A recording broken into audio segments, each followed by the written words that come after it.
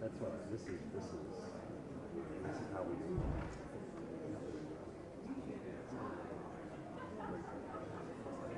Yep. We're all working together. Force multiply.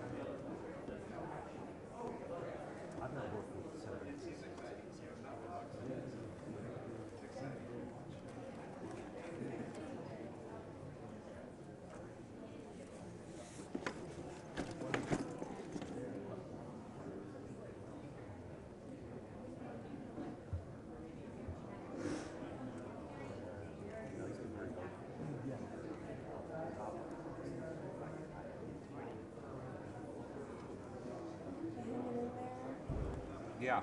Yes. Yes. Doing better than me. Because I forgot to make coffee this morning. I ran out of time. I had about half a coffee. Okay. I hope you finish the rest. It's sitting at my desk. Did I say my desk? Jeff's desk. This is at 10:45. What do you think it's going to have? I know it's a terrible question. Soon around 12:30.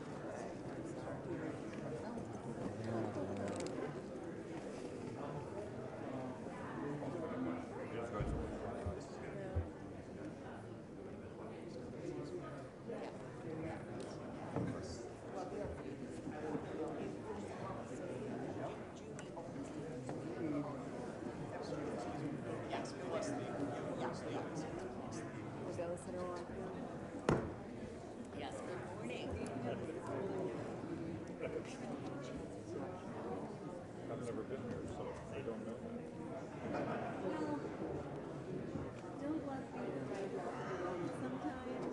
Aaron, you had to leave that downstairs. Yeah, there's no room in your bed.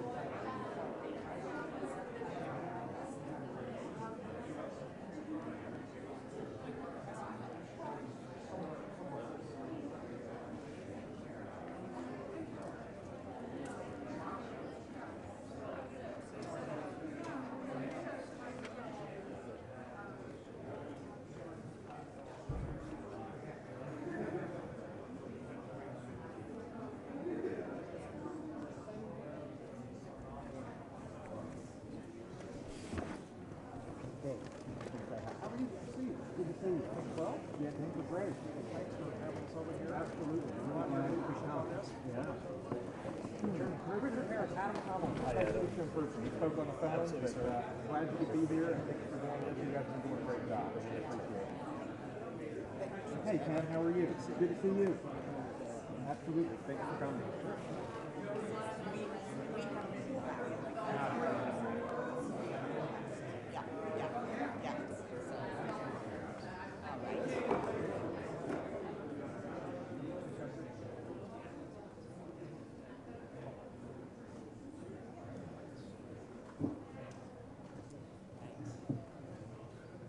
Hey, Dwight.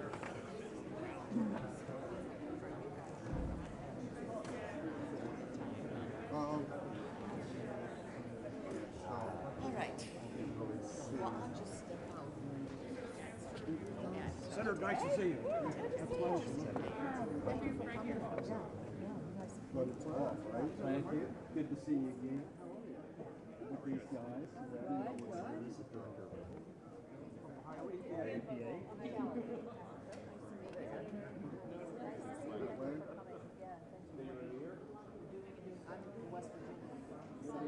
I'm 14 miles away from Columbia. And these are all the Ohio River licenses. Okay. You good? Haven't seen in a while. Double check the camera is locked. It's locked.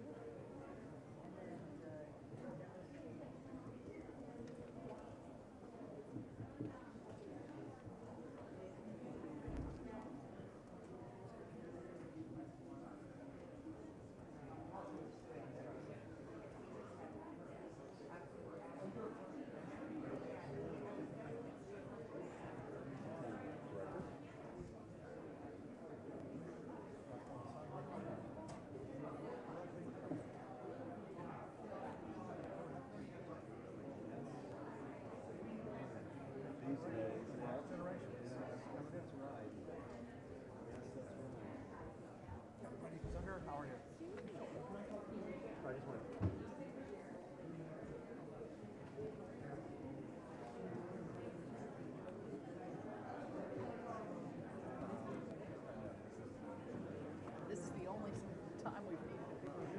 Mostly people are like snoring. Yeah,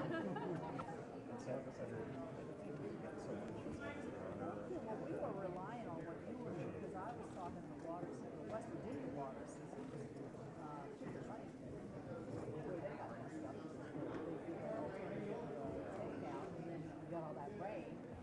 What they end up doing? They end up taking out the highway.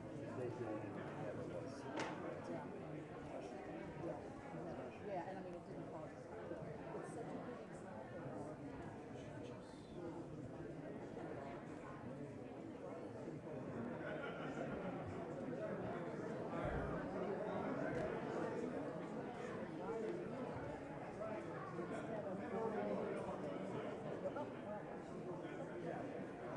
having lived with the water stone and all those things, you learn so much about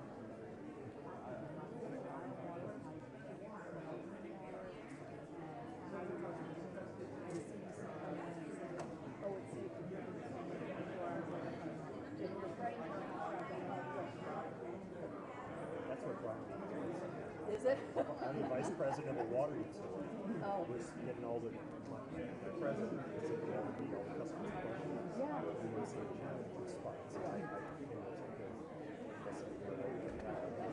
Garden event for us. I can help. I can help. Purpose all of what It's an effort. yeah.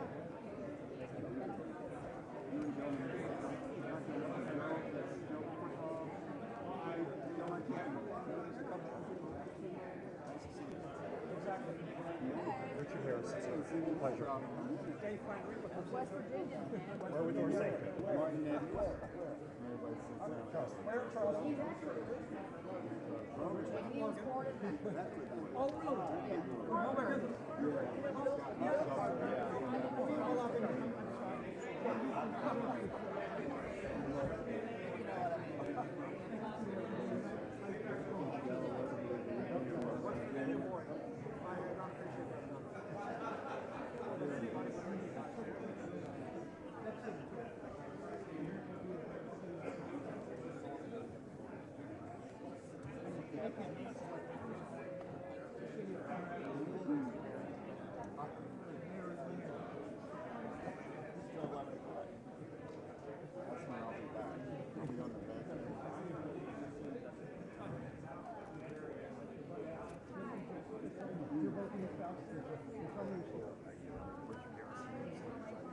Well, I don't even know what. Change the white. What's up, boss? I'm about camera one. All right. Are you ready?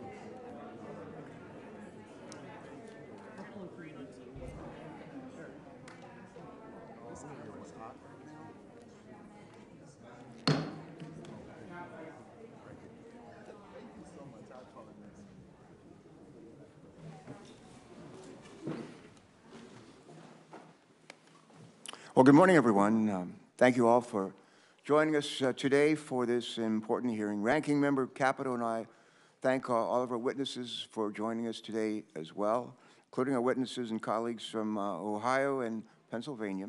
We look forward to the testimony of each one of you. As we know, last month news broke about an environmental disaster caused by a Norfolk Southern train derailment near East Palestine, Ohio, less than a mile from the Pennsylvania border. We are here today to discuss that train derailment and subsequent hazardous chemical release, which led to a controlled burn of dangerous chemicals and the mandatory evacuation of some 2,000 people. This tragic incident is a reminder of the importance of following the golden rule and treating other people the way we would like to be treated if we were in their shoes. Today's hearing is an opportunity to put ourselves in the shoes of those impacted by this disaster, examine the immediate response, and ensure long-term accountability for the cleanup efforts. It's our responsibility in Congress to answer, one, what went wrong? Two, what do we need to do to fix it? What do we need to do to make sure it never happens again?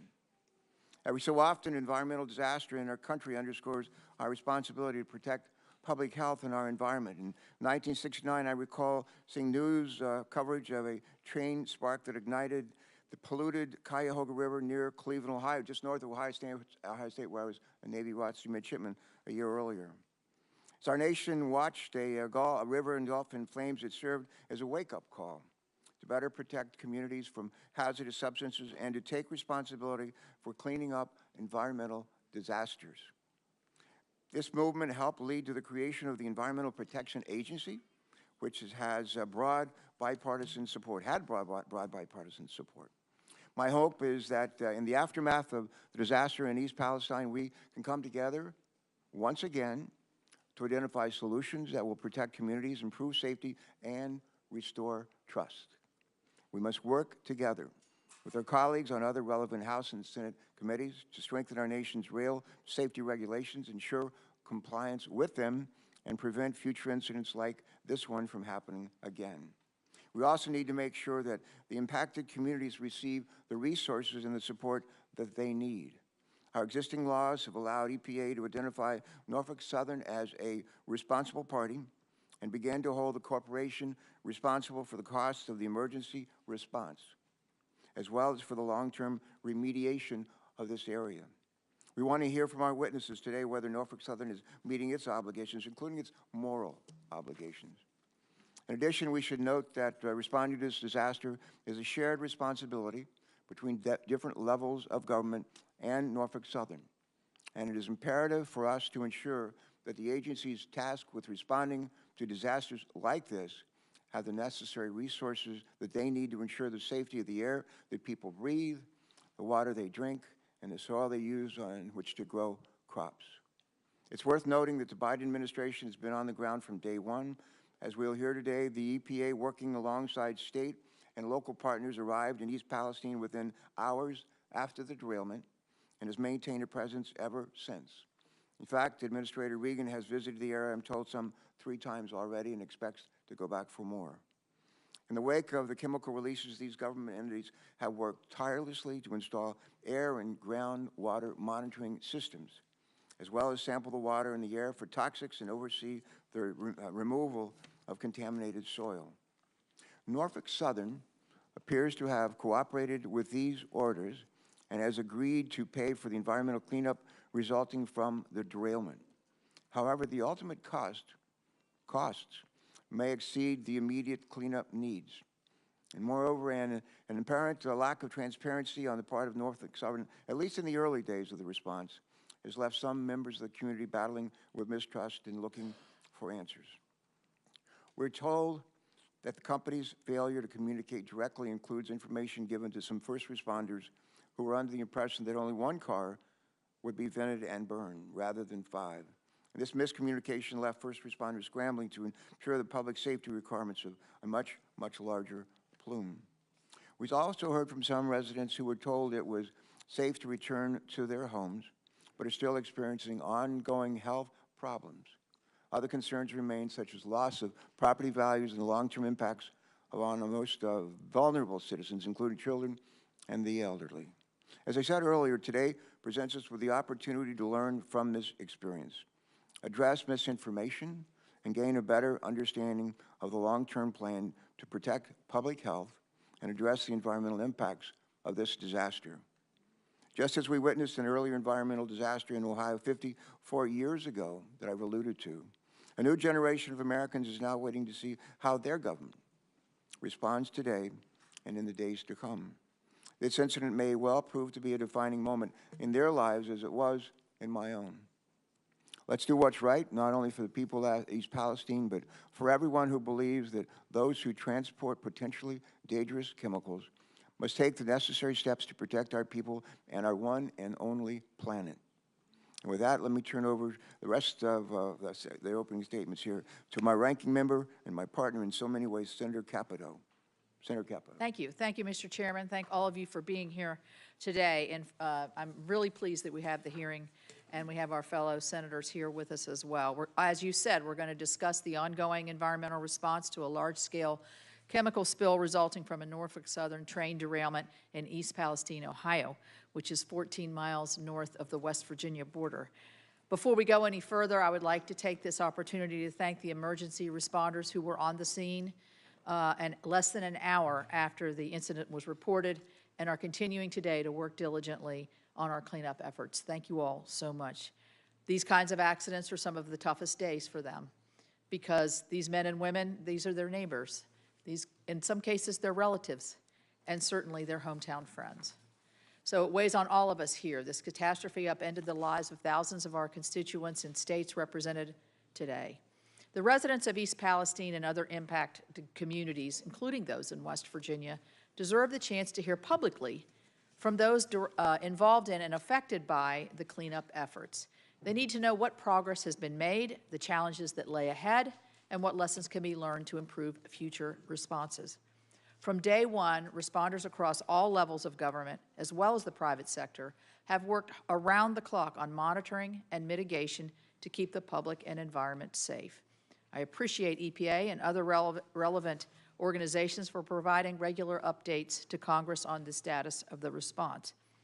However, I want to convey to all of you that the public deserved a better level of transparency and much, much sooner.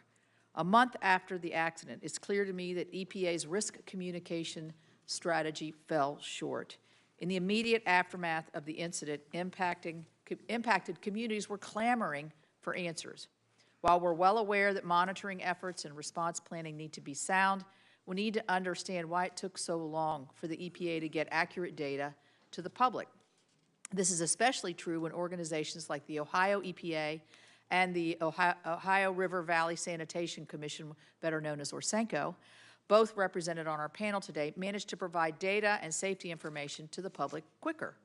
That even includes they were distributing EPA data faster than the agency itself was willing to, not only with the public, but also during briefings and conversations with the affected congressional offices. In the absence of adequate transparency to the public, that just opens up a gap for social media, armchair citizen scientists, and political pundits on both sides to fuel false narratives that have further undermined that public confidence in the response to the derailment. With each week passing, the confusion seemed to grow. Even after weeks of repeated air, soil, and water monitoring have shown levels of the implicated contaminants of magnitude well below the ATSDR and EPA levels of concern in the air and water, the initial delays in messaging and response has meant that the residents still do not trust these results enough to feel safe. And trust is essential in these situations. That has been made worse, I think, by a lot of the misinformation that we've seen.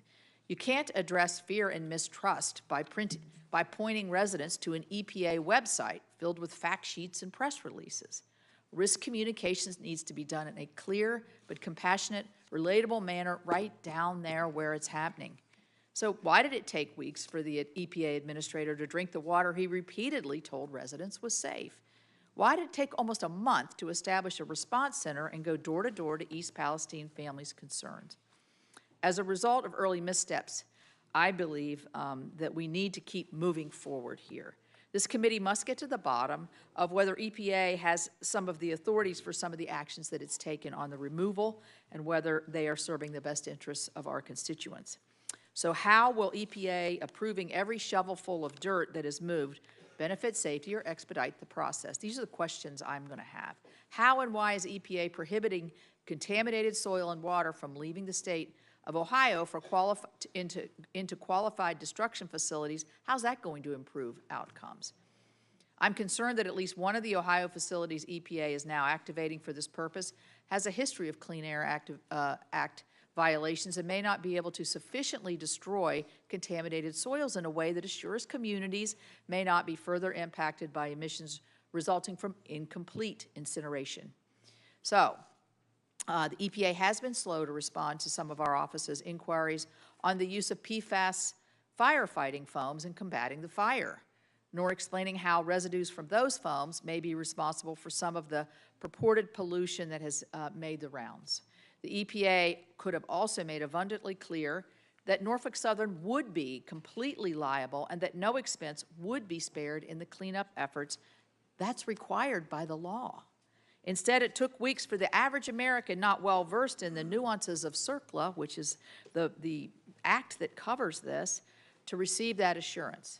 Mr. Shaw from Norfolk Southern will be on our panel, and I look forward to hearing from you on what Norfolk Southern is doing to make things right. But as you know, and as you've stated in your statement, your company will pay for the harm that it has caused and is paying. It will pay for the initial cleanup and likely pay again when the lawsuits from the myriad harms caused begin to come in, though how much will be a matter for the courts. Culpability in this incident and the liabilities that will result are clearly defined in the statutes known as CERCLA, and the liabilities for Norfolk Southern under CERCLA are among the broadest and strictest in any federal law. Before Congress considers any changes to existing laws, we must better understand what has gone wrong with this response so far and what can be done better in the future, but also what went right. So, to the residents of East Palestine and surrounding communities, your Congress hears you. Every American deserves to feel safe in their home and confident that the water that they drink and the air that they breathe is safe.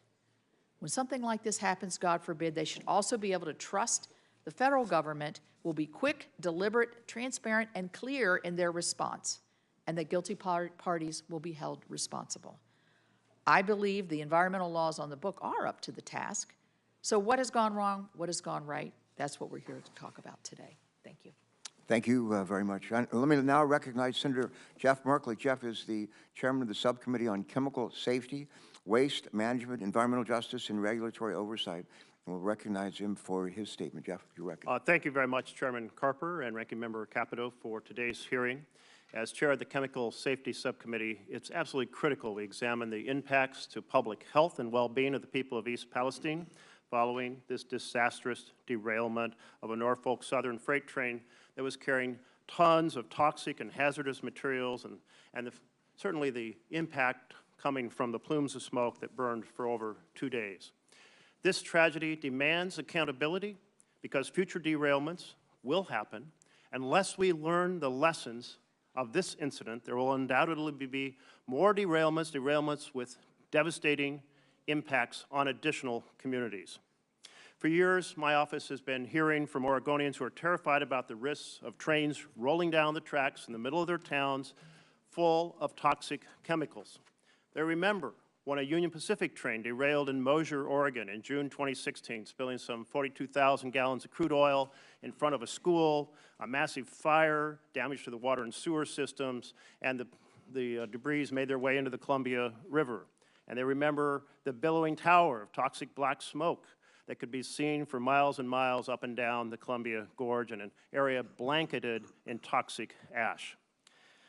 At that time, Senator Wyden and I pushed for huge improvements in track maintenance, improvements in the brakes, improvements in the tank cars, improvements in the pre-positioning of supplies to respond to disasters, and improvements in communications. But the progress was very limited. Since 2015, there have been 100 derailments of trains carrying hazardous materials, 1 per month. In this coming year, there'll probably be another 12 at this pace. As of 2017, around 1 million tons of hazardous materials is transported by rail every day. And that was the last year the numbers were released, and I suspect they're even higher today because we have growing supplies of toxic chemicals, particularly related to the plastics industry. We know the danger posed by these chemicals. We know that when they're going down the rails, there's the possibility of a disaster, but there's so much that can be done to limit the odds of disasters happening, and that's our responsibility. We need to recognize that when a derailment occurs and toxic chemicals like vinyl chloride are leaked, people are aware that these chemicals cause lymphoma and leukemia and cancers.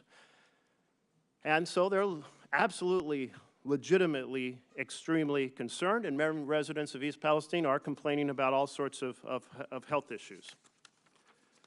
So let's have this hearing today be an opportunity for us to examine not just the response, but how to prevent these derailments in the future, the type of investments that are required so that future communities are not terrorized by these derailments that are happening at a pace of once per month. Thank you very much, Mr. Chairman and Ranking Member Capito, for the opportunity to share those comments. Senator Markley, thank you so much. Now I'm going to recognize Senator Mullen, the subcommittee ranking member, for his statement. Senator Mullen, you may begin. Thank you, Mr. Chairman. I want to start off by thanking everyone, including our 5 panelists, and Senator Brown, Senator Vance, and Senator Casey, for attending this hearing. The people of East Palestine have shown perseverance and bravery during the time that's understandably they're very anxious and upset about. In the aftermath of the derailment, the decision was made to burn hazardous chemicals leaking from rail cars out of fear of explosion. Since then, residents have reported headaches, coughing, fatigue, irritation, pain, burning sensations on their skin. People of East Palestine now fear their health, despite the EPA claiming that everything's okay. The public's trust in the government is near record low. Only 20% say that they trust the government to do the right thing.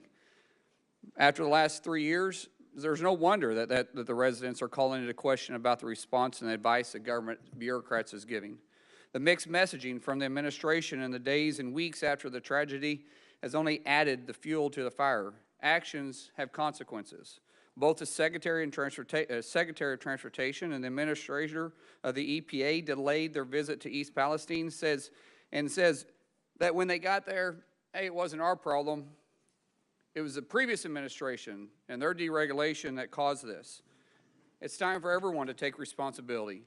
In contrast, I applaud the timely on-ground response efforts from the local residents and the first responders. The people of Ohio have truly come together to help neighbors in the time of need. In Oklahoma, we call that the Oklahoma Standard.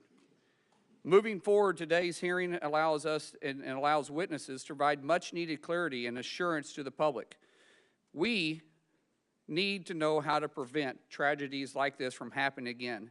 We need to know what caused it. There are serious questions that need to be addressed, such as the states that toxic waste is being shipped to, how long the chemicals were setting in the cars, if the bearings were appropriately re-inspected, why were all 5 cars burned instead of just the one, why the administration and Norfolk failed to provide accurate and timely information to local authorities, and finally, what are we going to do about the town moving forward? The residents understandably do not feel safe, and we need a plan to put their lives back together.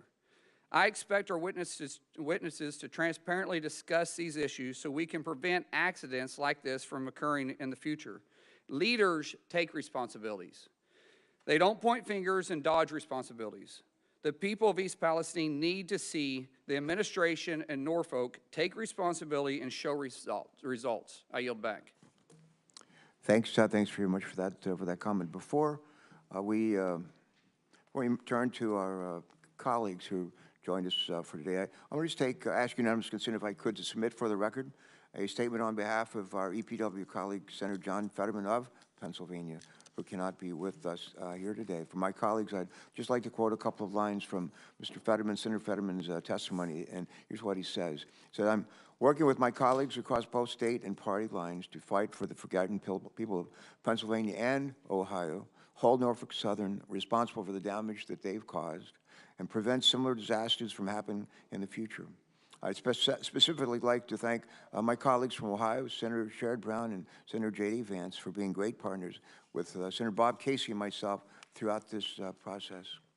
Senator Fetterman later states in his testimony, and I quote, "My hope is that we answer this disaster caused by egregious negligence from Norfolk Southern with real policy solutions that will hold Norfolk Southern and other similar companies accountable while making American families safer in the future. I believe that the legislation introduced last week is a great step. And I look forward to getting some answers today and continue to work with my colleagues to get Pennsylvanians and Ohio's alike the resources that they need." And that's his statement. We thank him for it. We now turn to our colleagues who joined us here today. First, I want to recognize Senator Bob Casey. Senator Casey from Pennsylvania, you're welcome to proceed when you are ready. Please proceed. Thank you, Chairman Carper, Ranking Member Capito, and members of the committee for holding today's hearing. I'm grateful to provide some testimony. I'm also grateful that I'm running ahead of both of my colleagues, Senator Brown and Senator Vance, because of my chairmanship of the Aging Committee, which is we're starting a hearing rather soon, so I appreciate their indulgence. I do want to thank both Senator Brown, Senator Vance, and Senator Fetterman for working with us and others on this bill. Representative DeLuzio of Pennsylvania as well has worked on this in the House, I know, with others. And I wanted to start from the Pennsylvania side of this. Darlington Township, Pennsylvania, Beaver County, right on the Ohio border. As many of you know, the derailment occurred just literally feet away from the Pennsylvania border. And I know you'll hear today from Eric Brewer, who's the Director of Emergency Services and Chief of Hazardous Materials Response from Beaver County, and I'm grateful for his testimony. I'll just quote maybe three people. That's all I'll do in the interest of brevity. The first is Police Officer Dan Frederick about his experiences on the ground that night, and I'm quoting him. As a first responder, particularly as a police officer, we all know and understand the risks that come with our line of work. However, we usually know or have an idea of when something or someone can kill us. When I left my two boys and wife to respond to the, quote, hot zone, I was expecting to be informed of exactly what was on the train and the potential health hazards. To say I was scared the night of the derailment is an understatement, unquote. I've also heard from residents about their fear of long-term health impacts and the safety of their families and communities moving forward. Jenny Santana of Darlington Township said, and I quote, "I want to know it's safe to stay here. All the people deserve honest answers, and nobody's getting them. If it were your children and your children's lives in question, how far away would be safe? Please hold them accountable and make them help us," unquote. Farmers in the region, I've heard, and I know my colleagues have heard the same, are concerned as well. They want help from the Department of Agriculture. They want certainty that their crops and their livestock are safe and free from contamination, and that the food supply and their livelihoods are safe. Farmer and Darlington Township Chair Mike Carrion said, quote, we along with countless other local agricultural producers have years invested in telling our stories and developing relationships with our customers. The stories of working in harmony with nature to produce a superior product.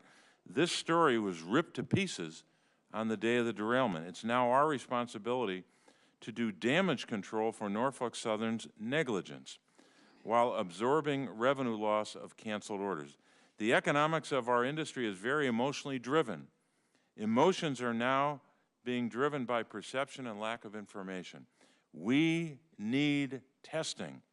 We need factual information. We needed this yesterday, and we're still not seeing that response, unquote. So these residents are scared, particularly the potential exposure. that could lead to health impacts for themselves and their families for years. And we do have a response, at least for the future. We have a lot of work to do in the near term, but the future has to be about passing the Railway Safety Act that Senator Brown, Senator Vance, Senator Fetterman, and I and others are leading. It's bipartisan. That never happens around here on big bills, or rarely, I should say. It'd be a good start by Norfolk Southern to tell us today, in addition to what more they're going to do for the people of Ohio and Pennsylvania, tell us today that they support the bill. That would help. If a major rail company said, we support these reforms and will help you pass this bill. So that's what I think the people of both states deserve. And Mr. Chairman, thank you for this time, and I'm grateful to be first in line. Thanks very much. Thank you very, very much, Senator Casey. Next, we're going to hear from Senator Sherrod Brown from Ohio. Mr. Chairman, Sherrod Brown. Mr. Chair, thank you, and Ranking Member Capito, thank you, and Senator Merkley and Senator Mullen, thank you all for your thoughtful reflections and comments. I want to recognize Ohioans this morning, Ann Vogel with the Ohio EPA, who has been on site many times, including, I believe, every time I've been there, in the residents of East Palestine who made the trip, mothers who talked about what this means to their family. They represent Ohioans in this tight-knit town in Columbiana County, which once made 80% of the ceramics in this country, tableware. They produced 80% for the whole country in this community. They've seen their jobs move overseas where companies pay workers less. That's been the story of far too many places in our states. It's the kind of community that's so often forgotten or exploited by corporate America. Now these Ohioans are worried about whether their water is safe to drink, the air is safe to breathe, whether their kids will get sick, whether their crops are contaminated, whether they'll still be able to do business and attract investment to the community. Like Senator Vance, in my visits to East Palestine, I've talked with residents, Mayor Conway, Fire Chief Drabick, business owners, parents. I've heard their fears for what this means for their town and fears for the future. All because a big corporation, Norfolk Southern, chose to invest much of its massive profits in making its executives and shareholders wealthy at the expense of Ohio communities along its rail tracks. East Palestine, Steubenville, Sandusky, and just a week ago, Springfield. The company followed the Wall Street business model. Boost profits by cutting costs at all costs. The consequences for places like East Palestine be damned. In 10 years, Norfolk Southern eliminated 38% of its workforce. Think of that. In a decade, they cut more than a third of their jobs. We've seen what the company did with their massive profits. Norfolk Southern spent $3.4 billion on stock buybacks last year, and we're planning to do even more this year. That's money that could have gone to hiring inspectors, to putting more hot box detectors along its rail lines, to having more workers available to repair cars and repair tracks. Norfolk Southern's profits have gone up and up and up, and look what happened. The NTSB is conducting a special investigation in Norfolk Southern and its culture, investigating 5 significant accidents since December of 2021, including 3 accidents that resulted in the death of a Norfolk Southern employee. If Norfolk Southern had paid a little more attention to safety and a little less attention to its profits, it cared a little more about the Ohioans along its tracks and a little less about its executives and shareholders, these accidents would not have been as bad or maybe not happened at all. Just this week in Cleveland, a Norfolk Southern conductor and BLT union member was killed on the job. Lewis Schuster was the proud father of a 16-year-old son. It's Norfolk Southern's responsibility to keep its workers safe on the job, but this company has failed to do its job over and over and over. When I talk with Ohioans about what they want to see from this company in response to the disaster in East Palestine, I hear 2 things. First, Norfolk Southern must pay the money for every cent of the cleanup, as you've all said. Every water test, every hotel room, every bottle of water, every hospital bill. If an Ohioan comes down sick, Ohioan is sick because of the contaminants, next week, next year, for the next several years. We know this company can afford it. My colleague, Senator Vance, and I, and our Ohio delegation, members of both parties, have come together to make these demands of Norfolk Southern. Today, Ohioans expect to hear a firm commitment from this company's CEO that it will pay whatever it costs for as long as it takes to make this community whole. Second, Ohioans want assurances, as I think you all do, that this will not happen again. They have every right to be scared. On Saturday evening, just a month after the company's disaster in East Palestine, another Norfolk Southern train derailed in Springfield, Ohio. This time, the cars that derailed weren't carrying hazardous chemicals, but other cars on that 200-plus car train were. The only thing that saved Ohioans from another disaster was luck, but we need more than that. That's why Senator Vance and I have come together to introduce our Bipartisan Railway Safety Act to make trains safer as they go through community after community. It shouldn't take a train derailment for elected officials to put partisanship aside and work together for the people whom we serve, not corporations like Norfolk Southern.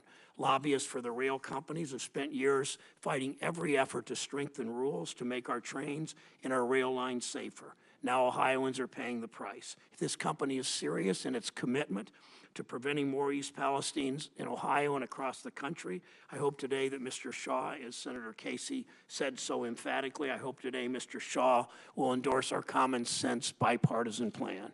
Senator Vance and I come from different parties, different philosophies, but on this we've come together for the people of our state, and I appreciate his work on this. The response to this crisis has been far too partisan, as Senator Mullen said. Today is an opportunity to change that. Senator Vance and I are listening to the same Ohioans in this community. We both made numerous trips there, people who feel like they have no way to stand up to a company like Norfolk Southern and are worried about what will happen when the cameras pack up and leave that Columbiana County community. These communities have been abandoned too many times before. My job, our job, is to hear their voice and to demand corporate accountability to bring this town back to the vibrant community we know that it can be again. Thank you, Mr. Chair. Thank you, Senator Brown. And lastly, we want to recognize Senator J. D. Vance. Senator Vance, you may begin. Great, thank you. So I want to start by acknowledging the people of East Palestine and Ann at the Ohio EPA who's done a great job on this tragedy, and just say that I think that our leadership, our media, and our politicians were slow to respond to this crisis, in part because a certain segment of our leadership feels like the people of East Palestine are a little out of style. They have the wrong politics, they're a little too rural, maybe a little too white. And I want to thank Senator Capito and Senator Carper, the chairman and ranking member, and all of you for paying attention to this, for caring about this issue, and for showing leadership on it. I think the most important message to the people of East Palestine is that we will not forget about them in the months and years to come, and I think this committee hearing reinforces that message. So it's very personally meaningful for me to be here. I want to also talk about something that hasn't gotten enough attention, but I think is an important part of what's going on the ground right now in East Palestine, which is the cleanup of the toxic chemicals that are in the ground, and they're still in the ground. Now, 2 weeks ago, I would have told you, and I said very publicly, that I was frustrated with Norfolk Southern from Allen Shaw on down for the refusal to dig up the railroad tracks and dig out the toxic chemicals, which is their responsibility to do. I am happy to report that it appears that Norfolk Southern has finally started to do the cleanup in earnest, but now the EPA is making it harder to get the materials out of Ohio in the first place into properly licensed facilities. Right now, as we speak, there are piles of dirt accumulating in East Palestine, piles of dirt filled with toxic chemicals that haven't been moved out of the state in a week. What happens if it rains? What happens if the very toxic dirt that we just dug out of the ground begins to seep back into the ground, causing problems for the air and water for the residents of East Palestine? We need leadership. We need the EPA to get on the ground and aggressively get this stuff out of East Palestine into properly licensed facilities. It's maybe the most important and most pressing thing that's confronting the community of East Palestine today. And again, I thank Ann for her leadership on that particular issue.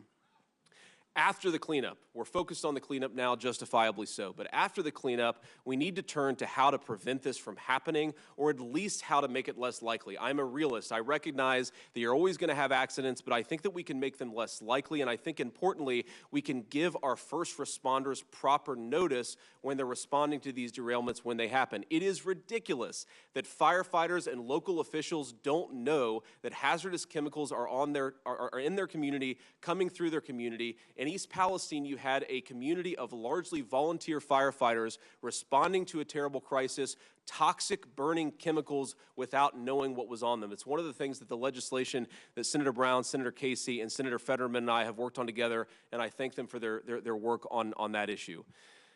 I want to talk I want to leave the committee with just a couple of additional thoughts here. I'm a Republican. I'm a pretty conservative Republican, and I worry that there has been a movement in my party and in my movement in response to the legislation that I proposed that would not hold Norfolk Southern or the rail industry accountable. I want to be explicit about that. Now, I'm not talking about returning, and this bill is not returning to the days of rate setting. The 1980s level airline and rail deregulation, I think in a lot of ways was good for consumers and good for the industry, but that doesn't mean we cannot have reasonable public safety enhancements in response to what happened in East Palestine. Now, I've talked to a number of my Republican colleagues, and nearly everybody has dealt in complete good faith, whether they like the bill or have some concerns about it, and these comments are not directed at them. Who they are directed at is a particular slice of people who seem to think that any public safety enhancements for the rail industry is somehow a violation of the free market. Well, if you look at this industry and what's happened in the last 30 years, that argument is a farce. This is an industry that enjoys special subsidies that almost no industry enjoys. This is an industry that enjoys special legal carve-outs that almost no industry enjoys. This is an industry that just 3 months ago had the federal government come in and save them from a labor dispute. It was effectively a bailout, and now they're claiming before the Senate and the House that our reasonable regulation, our reasonable legislation is somehow a violation of the free market. Well, pot, meet the kettle, because that doesn't make an ounce of sense. You cannot claim special government privileges. You cannot ask the government to bail you out and then resist basic public safety. Now, let me just say this. You've heard a lot of talk from my fellow Republicans, and I think that talk is very justified, that we are the party of working people in this country. There's been a big political realignment in this country over the last 30 years, a political realignment that, frankly, I benefited from. We are the party of firefighters, of police officers, of the people who go to work, pay their taxes, fight our country's wars, and keep our communities safe. We are proud of that, and we should be proud of that on the Republican Party, but now we are faced with a choice. With this legislation and how we respond to this crisis, do we do the bidding of a massive industry that is in bed with big government, or do we do the bidding of the people who elected us to the Senate and to the Congress in the first place? I believe that we are the party of working people, but it's time to be the party of working people. We have a choice. Are we for big business and big government, or are we for the people of East Palestine? It's a time for choosing. Let's make the right one. Thank you very, very much, Senator Vance. Thank you, Senator Brown. My colleagues on this committee have heard me say more than a few times, bipartisan solutions are lasting solutions. And I'm encouraged that there's a bipartisan spirit that's afoot here, and I would urge you to continue to grow that, and we'll try to kindle support for it as well. With that having been said, we're going to recognize our next panel of witnesses. And I want to call the second panel of witnesses to come forward. And our first witness will be Mr. Shaw.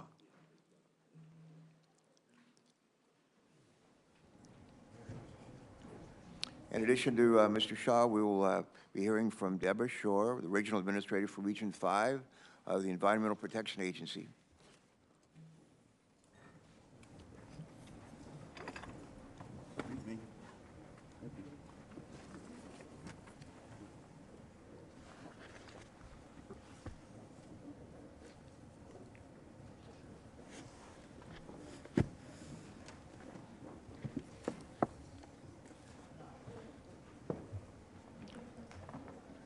Well, good morning, one and all. I think I've had a chance to welcome you individually and personally, and we appreciate very much not only your presence here, but your willingness to share your thoughts and ideas with us as we try to make right a terrible wrong.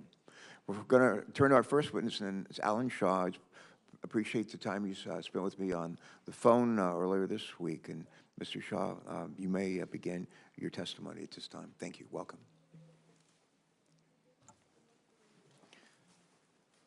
Good morning, Chairman Carper, Ranking Member Capito, and distinguished members of the committee. I appreciate the opportunity to testify before you today. My name is Alan Shaw, and I've been President and CEO of Norfolk Southern since May of 2022. I want to begin today by expressing how deeply sorry I am for the impact this derailment has had on the residents of East Palestine and the surrounding communities. I've been to East Palestine many times over the past month. I've talked with the leaders, the business owners, the school officials, the clergy, and others throughout the community. They've shared their stories and their concerns about the health of their families and the future of the community they love. I am determined to make this right. Norfolk Southern will clean the site safely, thoroughly, and with urgency. You have my personal commitment. Norfolk Southern will get the job done and help East Palestine thrive. At the direction of and in collaboration with the U.S. EPA, state and local agencies, we are developing and implementing near and longer-term cleanup activities. Air and water monitoring have been in place continuously since the accident, and to date, it consistently indicated that the air is safe to breathe and the water is safe to drink. In terms of community support, we have announced direct investments of over $21 million. We have provided support to more than 4,400 families through Norfolk Southern's Family Assistance Center. We established a $1 million fund available immediately to community leaders who will identify where donations can do the most good for East Palestine. We committed $7.5 million to Pennsylvania for a community relief fund, and we are reimbursing Pennsylvania emergency responders and health and environmental agencies for costs related to the derailment. All of this is just a down payment. We recently signed a lease for a more permanent space in East Palestine. I asked one of our frontline railroaders who lives in East Palestine to take on a new role as a full-time liaison, reporting directly to my office. He is advocating for the community in my office and overseeing distribution of another $1 million. We will be in the community for as long as it takes. To be clear, there are no strings attached to our assistance. If residents have a concern, we want them to come talk to us. Our website, nsmakingitright.com, provides the latest information and details on how to reach us.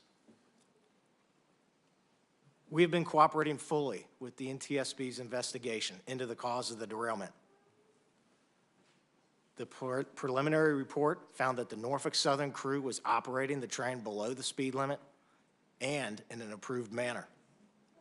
Yet it is clear the safety mechanisms in place were not enough. As the NTSB continues its work, we are not waiting to act. Shortly after the derailment, I instructed my team to look at steps we could take to improve safety immediately. And we have announced a number of initiatives to do just that. These steps are just the start, and we look forward to working with policymakers and industry on others. We're also going to make our safety culture the best in the industry. The events of the last month are not who we are as a company. When I began my tenure as CEO 10 months ago, I spent hours in crew rooms all over our 22-state network, thanking our frontline railroaders and asking them for their advice. They are proud of the important work they do for the U.S. economy and take safety seriously. I'm going to make sure they've got the right training, the right processes, the right equipment, and the right technology. You have my commitment on that. Since becoming CEO, I have dedicated our company to charting a new course in the industry. I intend to continue working with industry stakeholders, including railcar owners, lessors, shippers, and other railroads, to make industry-wide safety improvements. It's going to take all of us, and Norfolk Southern is eager to lead that effort. Today, I'm proud to represent more than 19,700 Norfolk Southern employees who work every day to offer a safe and efficient means of transporting goods to businesses and families across our great country. When Norfolk Southern is successful, it is because our craft railroaders are getting the job done for our customers and the U.S. economy. Thank you again for the opportunity to appear before you today. I look forward to your questions. Mr. Shaw, thanks very much for joining us today. Thank you for that statement again, for the time you spent with me on the phone recently. Next, we're pleased to welcome Deborah Shore, Deb, the Regional Administrator for Region 5, the United States Environmental Protection Agency. Ms. Shore, you're welcome to begin. Some things have been suggested that the EPA maybe hasn't done everything as well as they could have done, should have done. My sense is that EPA was on the scene like within hours of the derailment, and not only have you been there, a constant presence, but we've seen our administrator, Michael Regan, be there, and he'll be there again. So it's important. I commend you for that, and we need for you to stay on the job, right on the scene. So thank you. You're recognized. Thank you, Chairman Carper, Ranking Member Capito, and members of the committee for inviting me here today and for the opportunity to address your questions. I want to start by affirming that EPA's mission is to protect human health and the environment so that all communities across America have clean air, clean land, and clean water. The health and safety of those who've been affected by the Norfolk Southern train derailment is a top priority for me and for EPA. That's why as soon as EPA was notified of the train derailment on Friday, February 3rd, EPA personnel were on site in East Palestine within hours to support our state and local partners who are in the lead for emergency response efforts. Every day since, EPA has been boots on the ground, working in a bipartisan manner across all levels of government to help this community. I've personally been in East Palestine listening to residents and have heard how devastating this derailment has been. They are understandably worried and some are scared. And every time a train whistle blows, they're reminded of the trauma inflicted upon them by Norfolk Southern. That's why we've used one of EPA's most powerful enforcement tools to hold Norfolk Southern accountable and to require the company to clean up the mess it made. I want to be abundantly clear. The residents of the greater East Palestine community are not alone. EPA is with them and will continue to be with them for as long as it takes. Since the derailment, EPA has been leading robust air quality testing using state-of-the-art technology in and around East Palestine. We're currently conducting 24/7 air monitoring at 21 stations throughout the community. And I'm pleased to report that since the fire was extinguished on February 8th, EPA monitors have not detected any volatile organic compounds above levels of health concerns. While EPA is encouraged by the data, we also recognize that the people of East Palestine still question the health and safety of their community and their loved ones. In response, EPA has been assisting with indoor air screenings for homes through a voluntary program offered to residents to provide them with information and help restore their peace of mind. And as of March 4th, approximately 600 homes have been screened through this program, and no detections of vinyl chloride or hydrogen chloride have been identified. On the water side, Ohio EPA, in partnership with the Pennsylvania Department of Environmental Protection, local health agencies, and public water systems, continues to lead water sampling efforts, with EPA providing support. What I've described so far summarizes EPA's ongoing efforts to protect the health and safety of those living in East Palestine, as well as in the surrounding areas of Ohio and Pennsylvania in the aftermath of this disaster. Now let me turn to how EPA is holding Norfolk Southern accountable. On February 21st, we issued a unilateral administrative order to Norfolk Southern, which includes a number of directives to identify and clean up contaminated soil and water resources, to attend and participate in public meetings at EPA's request, and to post information online, to pay for EPA's costs for work performed under this order. EPA is overseeing Norfolk Southern's cleanup work to ensure it's done to EPA's specifications. The work plans will outline all steps necessary to clean up the environmental damage caused by the derailment. And most importantly, if the company fails to complete any of the EPA-ordered actions, the agency will immediately step in, conduct the necessary work, and then force Norfolk Southern to pay triple the cost. EPA's order holds Norfolk Southern accountable and facilitates in the transition from the multi-agency emergency response phase to a longer-term cleanup phase. Throughout my 11 days spent on the ground in East Palestine, I've learned that it is a proud and resilient community. Those that live there and in the surrounding communities have roots that go back generations. We owe it to these people to restore these beautiful communities to the special places we know they hold dear. That's exactly what EPA is working to accomplish, all while continuing to work hand in hand with our partners at the local, state, and federal levels. Again, thank you for inviting me here today. I look forward to the dialogue and to answering your questions. Fine. Ms. Shore, thank you so much, and convey our thanks to your colleagues at EPA for being there right away on site and staying there right through even today, and keep it up. Everything I do, I know I can do better. I think that's true of all of us. So I would just say let's find ways to do even better going forward. Thanks. Ann Vogel, and then I want you to start off your testimony with answering a question. Explain for folks who might be watching this, how do we have like EPA here, Region 3 EPA, and we have Ohio EPA? How is that? Just take a minute and explain that. It won't count against your time. Thank you, Chairman. Ohio EPA is the Ohio agency dedicated to protecting health and human health and the environment, similar to the work of the US EPA, which covers the whole nation. Yeah, thank you. Go right ahead. We're delighted that you're here. Please proceed. Good morning, Chairman Carper, Ranking Member Capito, and members of the committee. My name is Ann Vogel, Director of the Ohio Environmental Protection Agency.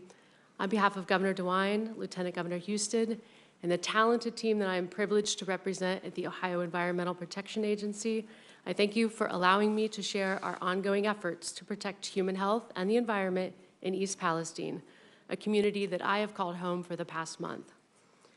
Governor DeWine has been to the village regularly to reassure the community that while this is Norfolk Southern's train, their wreck, and their mess, the entire apparatus of state government has been mobilized to assist as East Palestine begins to recover from this traumatic experience. More than a dozen cabinet officials have spent time in East Palestine, assessing short-term and long-term needs, answering questions, and standing up support operations such as the free health clinic in town. Ohio EPA has a dedicated team of experts, the Emergency Response Team, with a combined 150 years of experience in environmental emergency management that responded to the derailment within 1 hour of being notified by the railroad. By 12:25 a.m. on February 4th, Ohio EPA was on the scene and immediately began the work of containing the release of chemicals into the nearby Sulphur Run. We have worked around the clock since that day to oversee removal of the gross contamination from the creeks in the immediate derailment area. Ohio EPA's oversight also includes ensuring the safety of residents served by the municipal water system in East Palestine. In the days immediately after the derailment, and now continuing on a weekly basis, the municipal wells are tested for a broad array of chemicals, and all lab reports have indicated that the public water system is safe. There have been no detections of contamination related to the derailment. I'm happy to answer any questions you have about Ohio EPA's response, but what I want to make sure that each of you hear, along with the village of Palestine, is that the commitment to stay in East Palestine as long as it takes are not empty words. We live there. The work of Ohio EPA to restore the environment in East Palestine is just beginning. The emergency phase will continue as long as obvious, known contamination remains. For example, we have a large presence on the ground right now as contaminated soil under the tracks is excavated. The investigation phase is also underway. Our oversight of Norfolk Southern's work plans, along with our federal partners, for things like soil testing, for track removal and replacement, for water sampling, will make sure that Norfolk Southern is taking all the right steps to remediate and protect East Palestine from potential long-term hazards. We have installed monitoring wells at the site of the derailment to test for potential contamination to groundwater now and in the future. We have installed sentinel wells for long-term sampling of groundwater. This is part of an early detection system that will tell us if contamination is approaching the municipal well field. We will test municipal water systems on a weekly basis, and we'll do that using our own labs. We will continue to be 100% transparent, sharing complete lab results immediately. We will attend open houses and town halls and be present in the community, answering questions and refuting misinformation with facts. The data that we collect from each sample, each test, each observation informs the next step that we will take along the path to long-term full remediation. You and your constituents have many of the same questions that I hear from residents of East Palestine every day. How long will we test the water? How long until the fish come back? Can I play in the yard and eat out of my garden? How or when will we know if the damage to our village is worse than we thought or even irreparable? These are legitimate questions, and I am committed to finding answers. I can promise East Palestine that Governor DeWine, his administration, and the whole team at the Ohio EPA will not stop until the science definitively shows that the residents of East Palestine are safe in their community. Again, I thank you for the opportunity to be here today, and I look forward to answering your questions. Thanks very much, Ms. Vogel. Please convey our best to Mike DeWine, who used to serve here, and we're governors and congressmen together as well. Thank you, sir. For some people who are watching this, joining us from across the country, they may be wondering why we have an EPA Region 3 affiliate. The EPA has 10 regional regions that they operate in that they're responsible for. One of them is here represented today for Ohio. The Delaware and West Virginia are in Region 3. That's in Pennsylvania. So the three of us are all Region 3. Every state has a state agency that focuses on environmental protection. In Delaware, it's the Department of Natural Resources and Environmental Control. In Ohio, where I spent a lot of years of my life as a kid, it's EPA Ohio. So we're delighted that you're here and representing the governor in the state.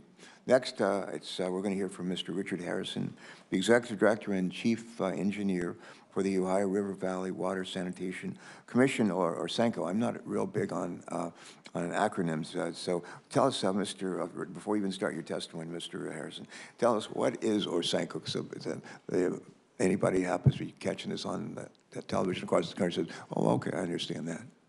We are an interstate commission, sir, and we represent 8 states within the Ohio River Basin, and we work on protecting the water quality, the water uses of the interstate waters of the basin. We've been here about 75 years doing this great work. All right. Have you been there for all those 75? Probably not. Almost. All right. No. All right. Thank you. Go right ahead, Mr. Harris. Thank you. Thanks for joining us. Good morning, Chairman Carper, Ranking Member Capito, and members of the committee. My name is Richard Harrison, Executive Director and Chief Engineer of the Ohio River Valley Water Sanitation Commission, we're known as SANCO. We're an interstate commission that carries out our compact signed by 8 states: Illinois, Indiana, Kentucky, New York, Ohio, Pennsylvania, Virginia, and West Virginia, with approval by the United States Congress and participation by the federal government. Since its inception in 1948, SANCO has worked to improve and protect the water quality of the interstate waters of the Ohio River Basin. I appreciate the opportunity to testify before this committee today regarding SANCO's efforts as part of an exceptional partnership to respond to the East Palestine train derailment and downstream impact on the Ohio River. SANCO complex specifies the protection of the interstate waters of the Ohio River Basin as a safe and suitable public and industrial water supply after reasonable treatment. This is a critical service that SANCO provides to the 30 Ohio River surface drinking water utilities to supply the millions of customers that rely on them for safe drinking water. SANCO's ability to excel in this type of response is only possible through the combined efforts of our partners, including the Ohio River drinking water utilities, our member states and governors, the United States EPA, the United States Army Corps of Engineers, and other federal partners. I must highlight Ohio Governor DeWine, the Ohio Environmental Protection Agency, and US EPA Region 5 for their on-scene leadership in this particular response. And the Greater Cincinnati Water Works, GCWW, who provided critical laboratory analysis for numerous samples on a 24/7 basis. Orsanco has an extraordinary team of 22 professionals and a total annual budget of $3.9 million. This is below our 2003 budget level. I'm very proud of the strong value our organization provides to our many partners that was most recently demonstrated through our successful response to the diluted chemical spill remnants of this event that reached the Ohio River. The foundation of our chemical response is our staff's coordination with our partners, utilizing Orsanco's organic detection system, ODS. The ODS includes 16 scientific laboratory instruments owned and operated by Orsanco, and then on scene operated by the Ohio River drinking water utilities themselves. This system provided the early warning that chemicals from the derailment had reached the Ohio River.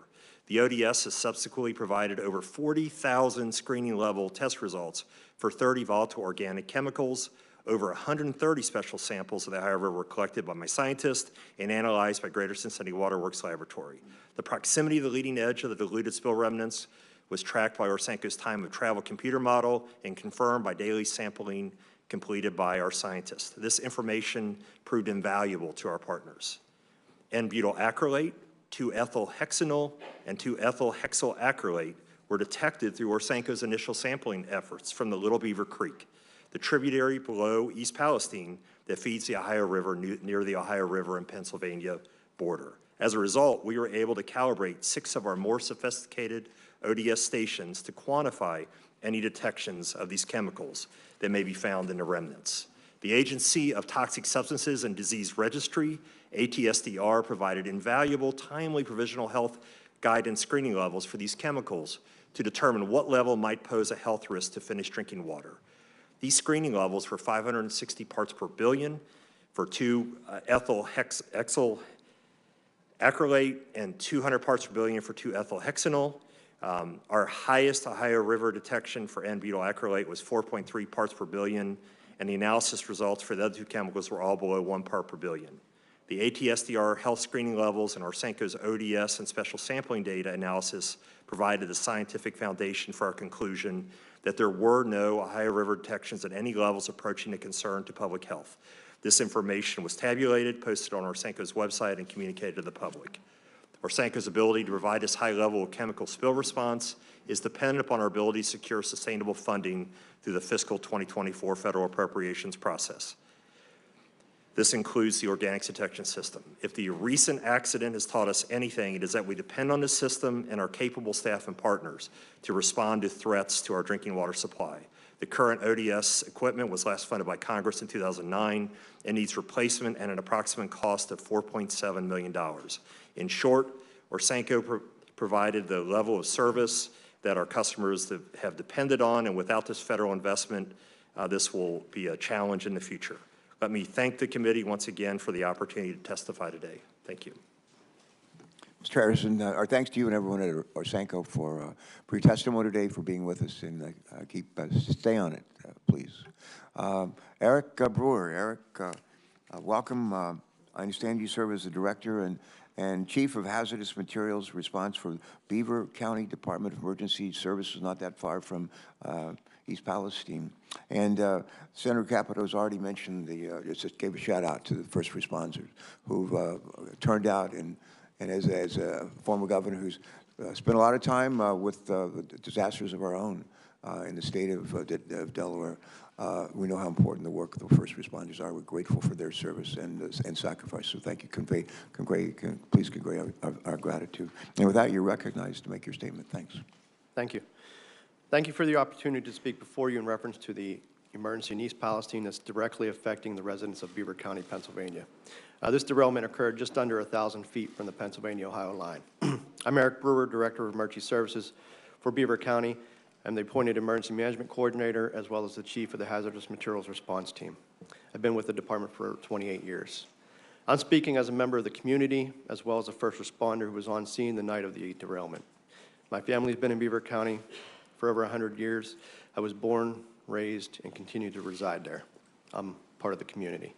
I'm not an expert on air quality, water quality, or rail cars. Beaver County is located in southwest Pennsylvania, approximately 20 miles northwest of the city of Pittsburgh. On Friday, February 3rd, at about 9:15 p.m., I was contacted by the Emergency Management Director of Columbiana County, Ohio, She was en route to a train derailment near the county line and requested mutual aid from the Beaver County Hazmat team. 18 fire departments from Beaver County also responded to assist. We arrived at the command post about 10:15, which was set up at the Leak Oil gas station. On arrival, there was active fire among several rail cars.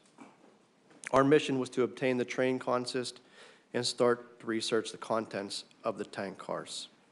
Norfolk Southern Hazmat personnel and contractors arrived on scene shortly after 11 p.m. At around midnight, after research of the contents, it was decided to shut down fire operations and move firefighters out of the immediate area and to let the tank cars burn. This is not an unusual decision. This decision was made primarily by Norfolk Southern Hazmat coordinator as well as their contractor. And based on that initial information, we decided to initiate a 1-mile shelter in place from an intersection just east of Leak Oil. This put the 1-mile radius just into Beaver County. That fire eventually burned out Sunday morning. Sunday evening, we received a call from Columbiana County EMA and advised us the railroad officials were concerned about one of the tank cars starting to heat up. There was a possibility of explosion, and that we should consider a 1-mile evacuation.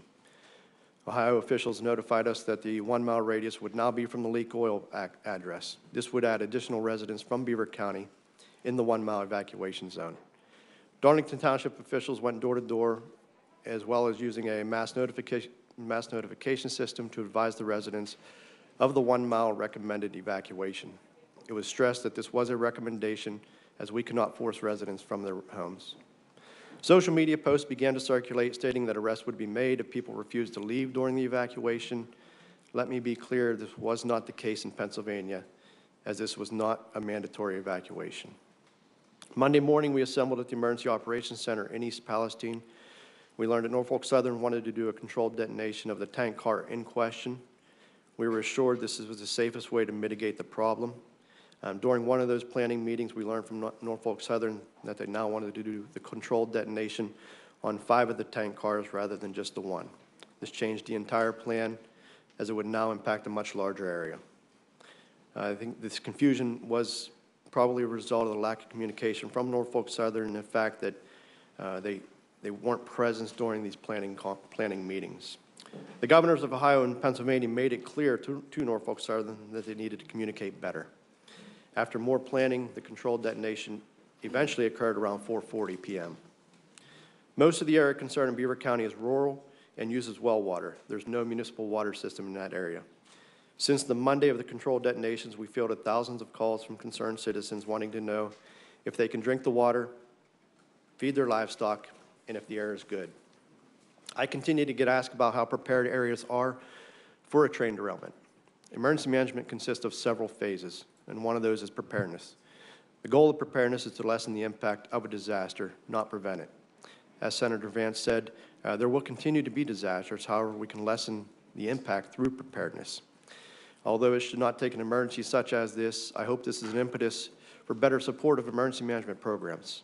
Most emergency management programs across the country have outdated laws, are underfunded, and understaffed. In closing, this was a train wreck. There was not a script for this. There wasn't a binder for me labeled train wreck. Everyone needs to know we did the best we could with the information we had. And in the end, there were no responders were killed or injured during response. My message has been consistent. I want the residents and first responders of Beaver County to be treated the same as those in East Palestine. The cost of this emergency should not be a burden to the taxpayers of Beaver County nor any of the local municipalities. Thank you. Mr. Brewer, thank you, and thanks again to you and really the good people who throughout this country are willing to get up in the middle of the night and risk their lives for the rest of us. Thank you very much. I'm going to ask some questions now. I'll turn it to Senator Capito for her questions, and we'll hear from some of our other colleagues. I don't ask a lot of yes or no questions, Mr. Shaw. I'm going to ask a few today, and I just ask you to answer them. We'll keep it short and just answer yes or no if you can. When I think about the train derailment and chemical disaster that continues to impact the people of East Palestine and surrounding communities, I can't help but think, what if this happened in my neighborhood to my own family? We have fairly heavy train travel, freight train travel throughout northern Delaware, and our communities are used to seeing those trains move throughout our state. What if they were burning toxic trains outside of our window in our community, damaging our air, our water, and possibly making my family and our neighbors sick? What if this disaster lowered the value of our home, our business, and I worked my whole life to build? And I'd be honest, I'd be furious. And I think most of us would be, and we'd want to make sure that Norfolk Southern took action to make our families and our communities whole. My first question is to you are just simple yes or no questions. I got 3 of them. And I think the Americans, if they were here, if they get them all in this room, a lot of them would ask the same questions if this happened in their towns. Yes or no, will you commit that Norfolk Southern will be there for as long as it takes to make East Palestine, Ohio, Darlington Township in Pennsylvania, and the surrounding communities whole from this disaster, yes or no? Senator, thank you for that question. I understand that concern. That's the same concern that is shared with me by the residents of East Palestine and Darlington Township. I'm terribly sorry for the impact this derailment has had on the folks of that community. And yes, it's my personal commitment and Norfolk Southern's commitment that we're going to be there for as long as it takes to help East Palestine thrive and recover. That's my personal commitment. I take that as a yes. Thank you. That's the answer I was looking for. Next question. Will you commit that Norfolk Southern will compensate the people in these communities for possible long-term medical costs and economic damages resulting from this disaster? Yes or no, please. Senator, we're committed to doing what's right for the folks of East Palestine and the community. That's been my personal commitment since the day after this happened. I pulled my team together and I told my team, we are going to do more than less with the environmental cleanup, and we're going to do more than less with the citizens of East Palestine. And my third question is, yes or no, will you commit to paying for long-term medical testing for people in the impacted communities to ensure that anyone with known or suspected exposure to dangerous chemicals due to this disaster is monitored for adverse health effects? Yes or no? Senator, I'm committed to doing what's right. You know, we're going to be there today, tomorrow, a year from now, 5 years from now, 10 years from now. I've told the community that. I've been there in person. I've looked into their eyes. I've heard their concerns. I've been in their family rooms. I'm committed to that community, and so is Norfolk Southern. All right, thank you for that. My second question would be for Administrator Shore. I commend EPA. I want to commend its employees and leadership for being in East Palestine, and at least for the rank and file to be there within hours of the accident, and for the hard work that you and others have been doing every day since then to get the contamination cleaned up. I also commend the EPA for continuing to listen and respond to the community's concerns, including adapting the monitoring and sampling to ensure that any adverse environmental impacts and possible significant health effects from this disaster are known and addressed. Administrator Regan's level of personal involvement here is, I believe, unprecedented in anything that I've seen in my experience. My question. So I think I know the answer, but I will ask you the same thing I asked Mr. Shaw, and that is, do you commit that EPA will be there for as long as it takes to protect the public health and environment of the impacted communities?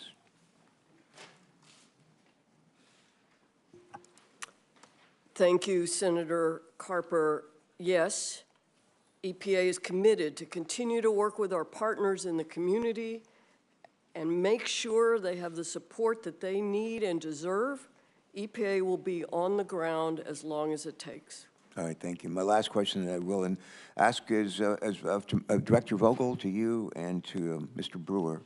Before this hearing, I had the opportunity to speak with several of the officials involved in the response to this incident, including governors of Ohio and Pennsylvania. Governor Shapiro shared with me a letter they had sent to Norfolk Southern on February 14, 2023. The letter asserts that Norfolk Southern did not communicate well with state and local agencies in the early days of the response, which led to confusion as well as concerns that alternative options for safely removing the chemicals were not adequately considered. In your experience, did you receive the information that you needed from Norfolk Southern to adequately make decisions relating to protecting public health and safety? Were there any gaps in communications from Norfolk Southern to responding agencies in the first 72 hours of the derailment that may have contributed to distrust within the impacted communities? And if so, has Norfolk Southern satisfactorily addressed any such communications gaps since that time? Ms. Vogel.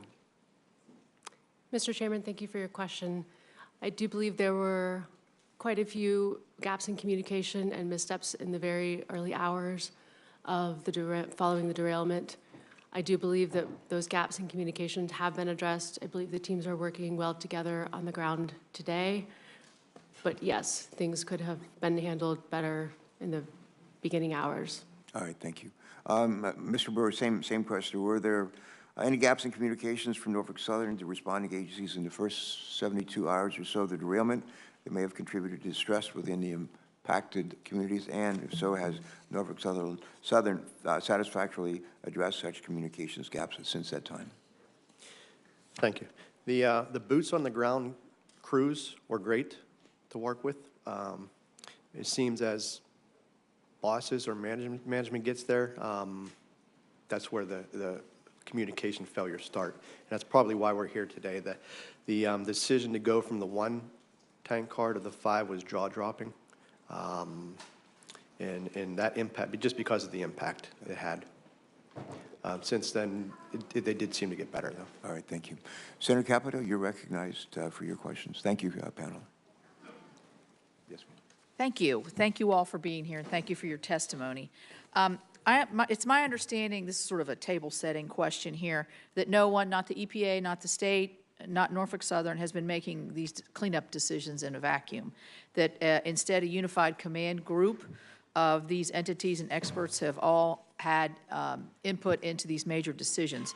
So for everybody who's here, could I have a show of hands or whose organization is represented in this unified command group?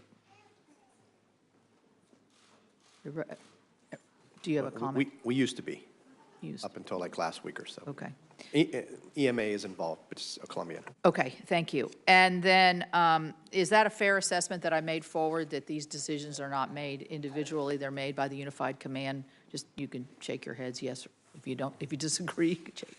All right, thank you. So I mentioned in my opening statement, I want to go right to the EPA, to Director Shore, and thank you for being on the ground early. I commended you in my opening statement in your organization. I understand that, you know, and this may be something we get into a little bit later. You got Region 5, Region 3, so you know, within 1,000, what was it, 1,000 feet of Pennsylvania. I'm concerned now about something Senator Vance talked about, and this is the hazardous waste disposal that we're seeing right now. Apparently, there are piles and piles of it sitting there right now and not moving. And I understand that facilities in Michigan and Texas that received waste from East Palestine are some of the most qualified in the entire country. The U.S. Ecology Facility in Michigan, for instance, had already accepted 360 tons of soil and 3,000 gallons of liquid in full compliance with their permits. The EPA has stopped. They have failed to give us an answer on what legal authority you used to stop those trucks at the gates of the facility that had already been accepting large volumes of waste. You said in your statement that this is great news because it means the cleanup can continue at a rapid pace. If it's still sitting there, I would say that's a contrarian kind of, I mean, that's in opposition of what we're seeing. So all shipments of contaminated soils have been suspended on site to test for dioxins, something that should have possibly been done weeks ago, but there was an insistence, I think, that the dioxin concerns were not as severe as what now you're going back and testing. So let me be clear, this is just, it goes to this whole mixed messages of what's going on here. So help me understand why you have delaying this cleanup efforts, why the piles are still piling up, because you know, anytime you get there, it disturbs not just the chemicals, but it brings the odor, and then here comes the lack of trust right back down onto the community. And so could you help me with this? Is it true that most of the remaining contaminated soil is still sitting there in East Palestine, and when are you going to get it out of there, and where are you going to take it? Or I know you're not doing it, Norfolk Southern's doing it. Go ahead. Yeah. Senator Capito, thank you for that. First, I want to thank you for acknowledging the heroic efforts of all the emergency responders who were on the scene within hours, including EPA on-scene coordinators from both Region 3 and Region 5. And I have them at the front of mind every day, and thanks for acknowledging their efforts. Let me report that waste is moving off-site, even as recently as yesterday and today. Where is it going?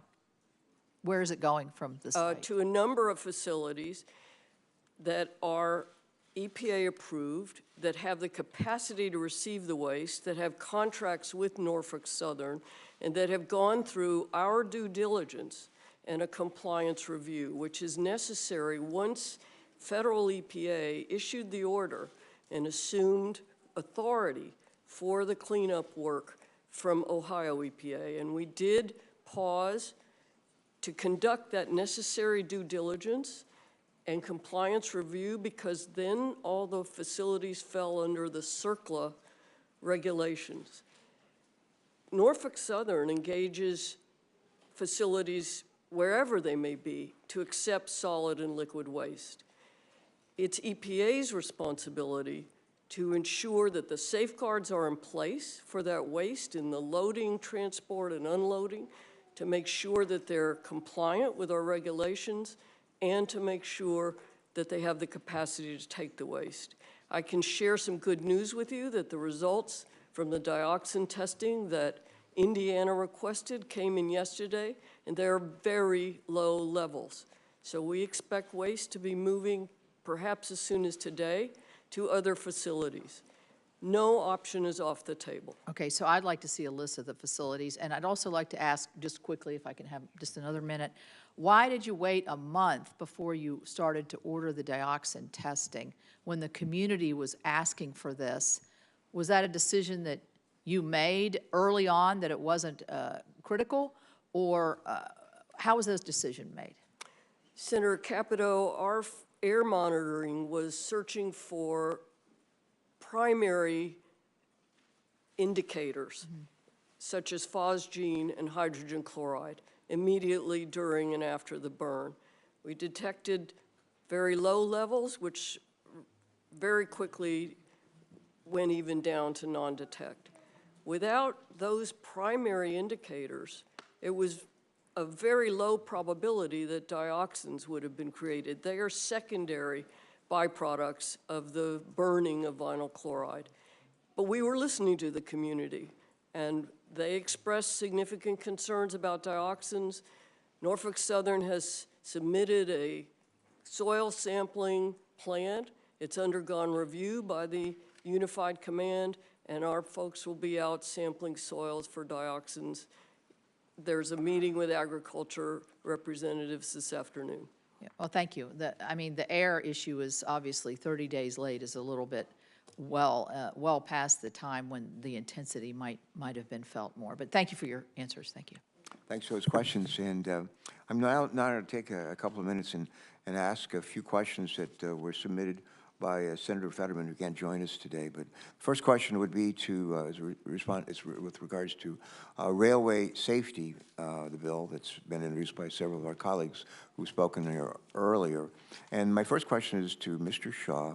In light of the derailment in East Palestine and the subsequent derailment and train crash that both happened in the last week, the National Transportation Safety Board and the Federal Railroad Administration have both announced that they will be conducting investigations into the safety of your company. The U.S. Department of Transportation has called on Norfolk Southern to act urgently to improve your focus on safety.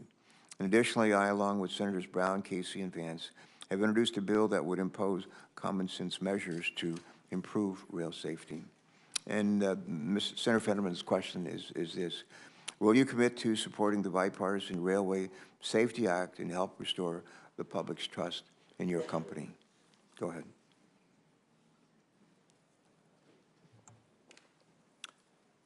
Senator, thank you for that question. We are committed to the legislative intent to make rail safer. Norfolk Southern runs a safe railroad.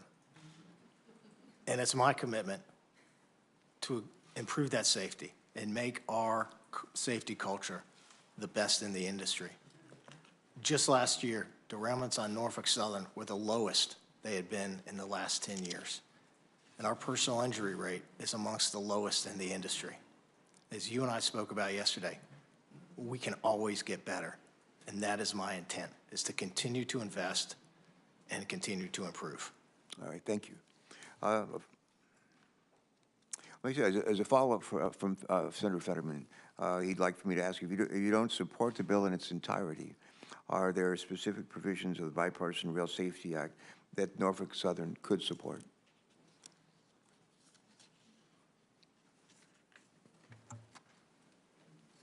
Yes, Senator, there are a number of provisions that we would absolutely support. The rail industry has been in support of tighter tank car standards for a number of years, and I understand that's in the bill. We support more training and more funding for first responders. We support enhanced wayside detector technology. And in fact, Norfolk Southern is leading the industry in a number of ways. You saw just this week a 6-point safety plan that included a number of issues in which we're implementing immediately to improve safety, including installing more wayside detectors. The first one was installed yesterday outside of East Palestine. All right, thank you. Another question for you, Mr. Shaw. One more question from Senator Fetterman. His staff has heard from local officials in Darlington Township that Norfolk Southern began giving inconvenience, that's in a quote, inconvenience stipends to individuals with an East Palestine zip code. After requests from Darlington, Beaver County, Senator Fetterman, along with Senator Casey and Congressman Deluzio, Norfolk Southern extended the inconvenience stipend, but it's still not clear how wide that area covers. And Senator Fetterman asked, can you please clarify whether Pennsylvanians who left their homes after the derailment are entitled to this financial assistance from Norfolk Southern? Yes, thank you for that question. I'm, again, terribly sorry for the impact and the disruption that this has had on the local communities. I am proud of the fact that Norfolk Southern had established a family assistance center within 24 hours of the derailment. And we've assisted well over 4,400 families, including families from Pennsylvania. And earlier this week, we announced a much more comprehensive package totaling $7.5 million for Pennsylvania. And again, sir, that's just a down payment. All right. A follow-up to that, Senator Fetterman says he believes they need more insight into how Norfolk Southern coordinated with Pennsylvania agencies in the immediate response to the derailment. And while the national attention has been focused on the Ohio side, this derailment occurred less than a mile from the Pennsylvania border. Pennsylvanians live directly downwind from the chemical release and burn. Question, Mr. Shaw, again, this is Senator Fetterman's question. Why weren't the Pennsylvania Emergency Management Agency and Pennsylvania Department of Environmental Protection contacted until hours after the derailment? And is there a process in place to notify the relevant state agencies when a derailment of train cars containing hazardous materials occurs? If so, why hasn't this process been followed in this instance?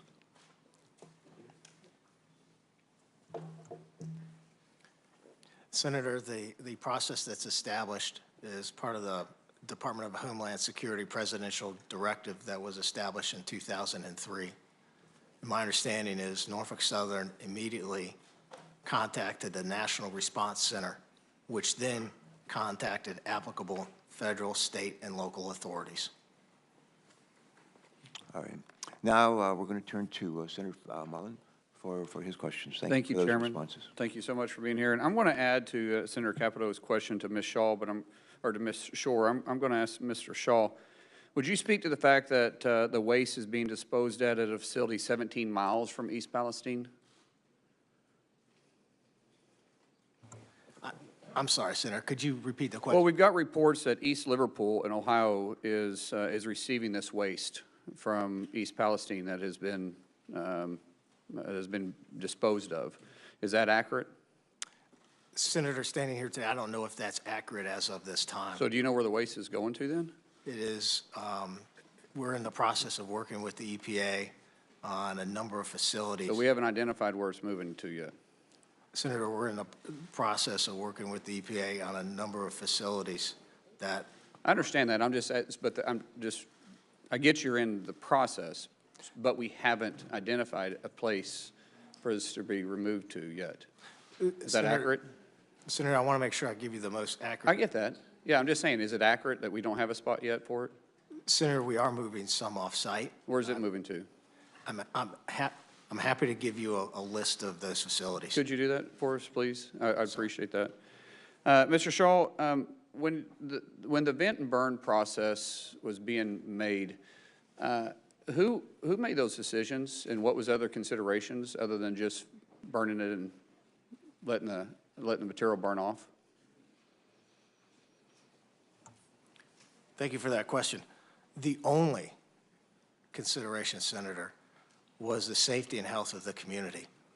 And that decision was made by Unified Command under the direction of the incident commander. Who's that? The incident commander was Fire Chief Drabeck. Norfolk Southern was a part of Unified Command. So who owns the car? Who actually owned the rail car or the material in it?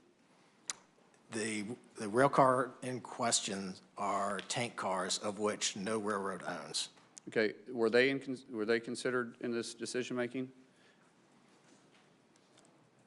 Are they responsible for the content of it and the car itself, for the maintenance and the material in it? Isn't that correct?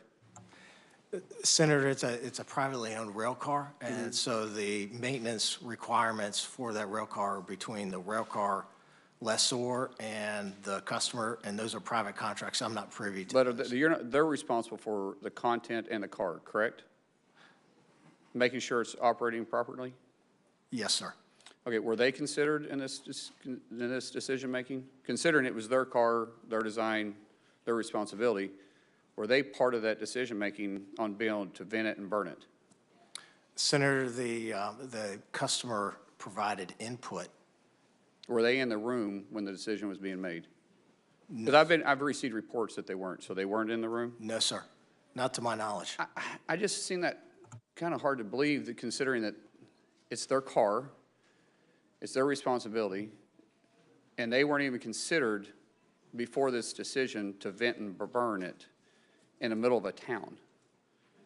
Doesn't that seem like possibly a mistake there?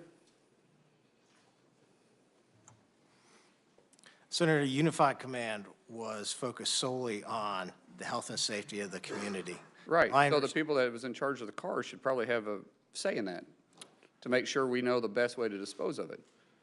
My understanding at the time, from talking to experts, was that we were at risk of a catastrophic rupture that would have resulted in uncontrolled release of hazardous materials. But it's my understanding, and I haven't been able to clarify this, that the report that I received was the fact that the car was actually working properly at the time.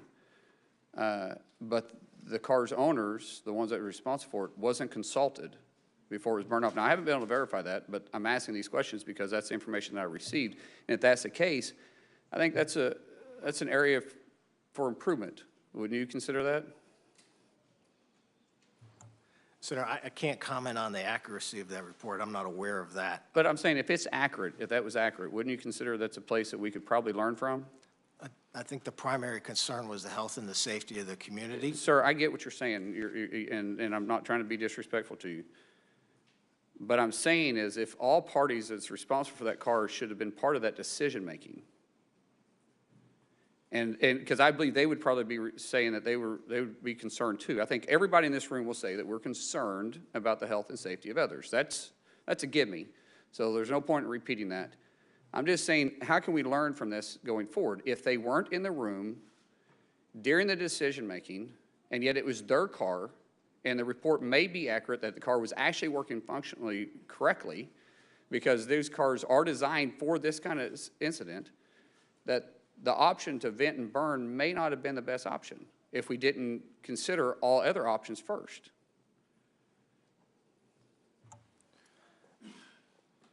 Senator, I understand that. The experts on the ground who were there were very concerned about the pressure in a car. Right. We also noted that other cars had been in a pool fire, and their unified command was aware that there was a concern for a catastrophic explosion that would shoot VCM gas and shrapnel. I hear you. We're just talking in circles here. Chairman, what I'm trying to get to is the fact that if this car was designed by someone else, and if this car was owned by somebody else, and the function of that car was designed by somebody else and was responsible by somebody else, then how do we know that the car wasn't working properly to begin with?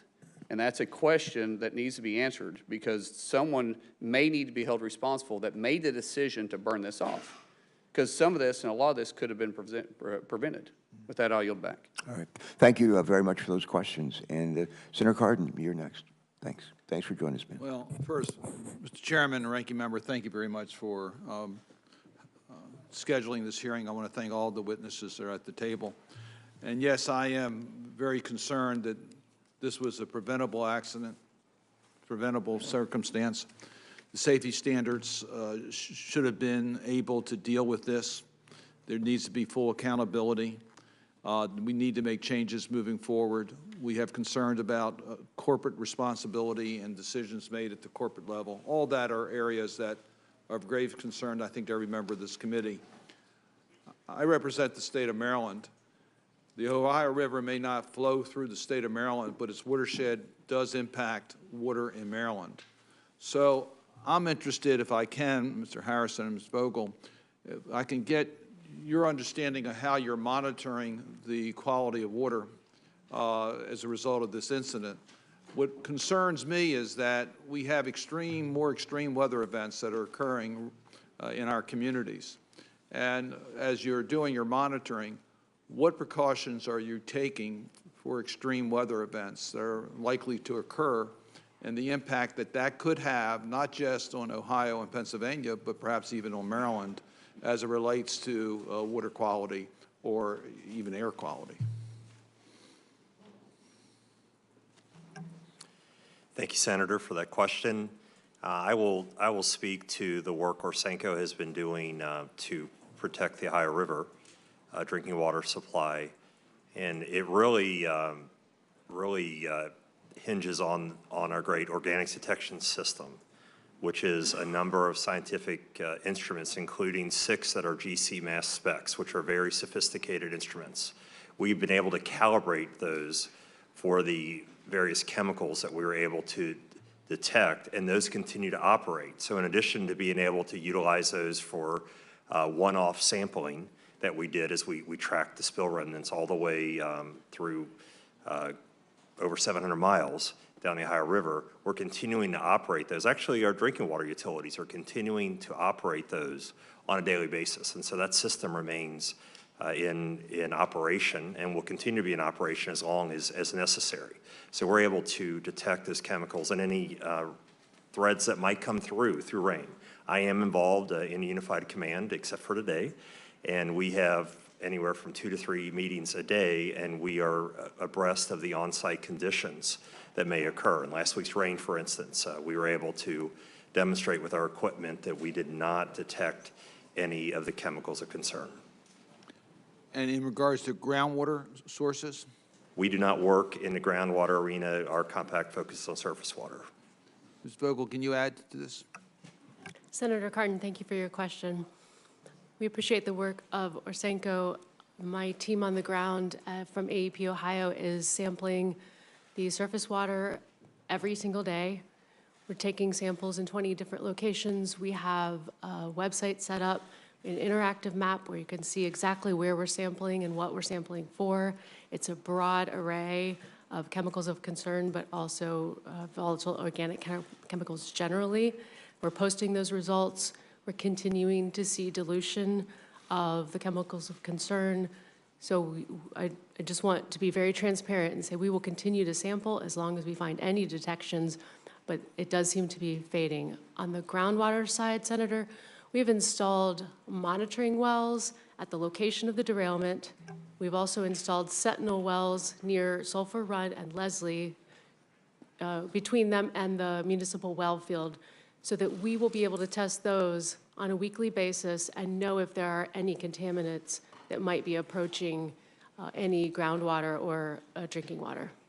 And are you being totally transparent as you are doing this so that those of us that have concerns, particularly about impacts of extreme weather events, will be able to get contemporary assurances that the monitoring is being done?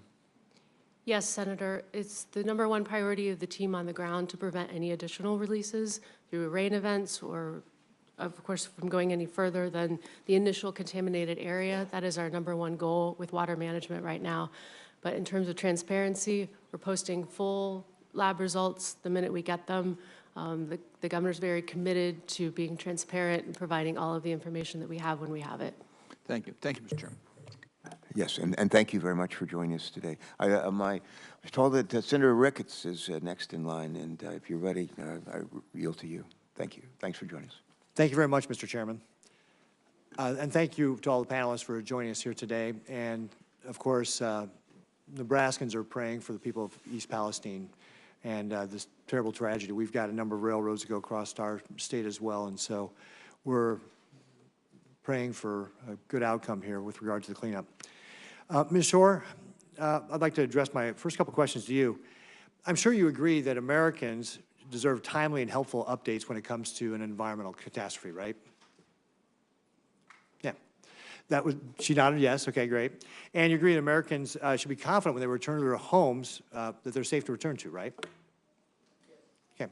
So what are some of the things that the EPA has learned from with your response here that you would use to be able to improve going forward with regard to, you know, we've heard how the people of East Palestine are not believing what the government's saying. What can the EPA do, or what have you learned from this to be able to help for the next incident, to be able to help the people of that community get the information, feels like it's safe to return to their homes? Thank you, Senator Ricketts. And first, let me say I bring greetings from your sister, Laura, who's been a longtime friend of mine back in Illinois. And to your question, we are still enmeshed in the cleanup of the derailment, and that's our primary focus. We need to clean up the site, get the contaminated waste out of there, and then focus on the longer-term remediation. There will be an after-action report, and we'll be able to drill in on what lessons we can learn and how we can do better. But right now, we need to clean up this site as safely and quickly as possible and ensure that the necessary safeguards are in place to protect human health and the environment. All right, thank you, Ms. Shore. Mr. Shaw, I'm going to ask you basically the same questions. So I'm sure you agree that Americans should have timely information when there's a catastrophe like this, right? Yes, sir. It's an emotional issue, and it was a devastating derailment for the folks of East Palestine. That's one of the reasons that we set up our Family Assistance Center within 24 hours and have served 4,400 families. We've also established a website, nsmakingitright.com. That's based on feedback that I've gotten from the community as I've walked around and talked to people. They want more information, sir. Yeah. And so I'm sure you agree that people want to know when it's safe to go back to their homes as well. What has Norfolk Southern learned from this that would help them to be able to provide that information to people so that they can feel comfortable in going back into their homes and they're getting the proper information? in a timely way. What have you learned about what you would do differently going forward? You know, Senator, in the immediate aftermath of this derailment, we had air monitoring in place. We had water monitoring in place. We've been collaborating with the EPA. My understanding is all the tests have shown that the air is safe and the water is safe. Senator, to your point, when we set up our website, I asked the citizens of East Palestine for feedback. I asked them to tell me how we could make it better. And what they have asked for is information on that website on the results of those air tests and the water tests. And Senator, I've also made sure that we point folks to the results of the Ohio EPA and the federal EPA air and water tests. They're the experts, and we're here to support them. Mm-hmm. So is there anything in hindsight that you'd say, hey, we should have done this better when it comes to how we're communicating with the people of East Palestine?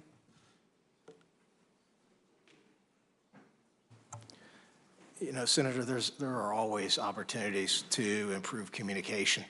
I was there very soon after the derailment. I immediately went to the Norfolk Southern's Family Assistance Center, and I immediately went to the Red Cross shelter. And I told them who I was, and I told them the company I represented.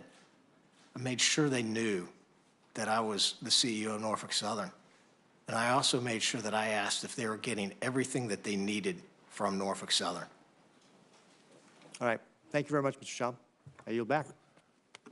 Thanks, Mr. And I think Senator Sanders, you're next. Thank you very much, Mr. Chairman. Let me thank the panel for being with us today. Mr. Shaw, you indicated in response to a question from the chairman that you, quote, "I'm committed to doing what's right," end quote. Well, I think all of us are committed to doing what's right, but the devil is in the details. Mr. Shaw, Wall Street, about a decade ago, in order to increase the profits they were earning in the rail industry, implemented a program called Precision Scheduled Railroading. The result of that is that Norfolk Southern reduced its workforce by almost 40% over 6 years.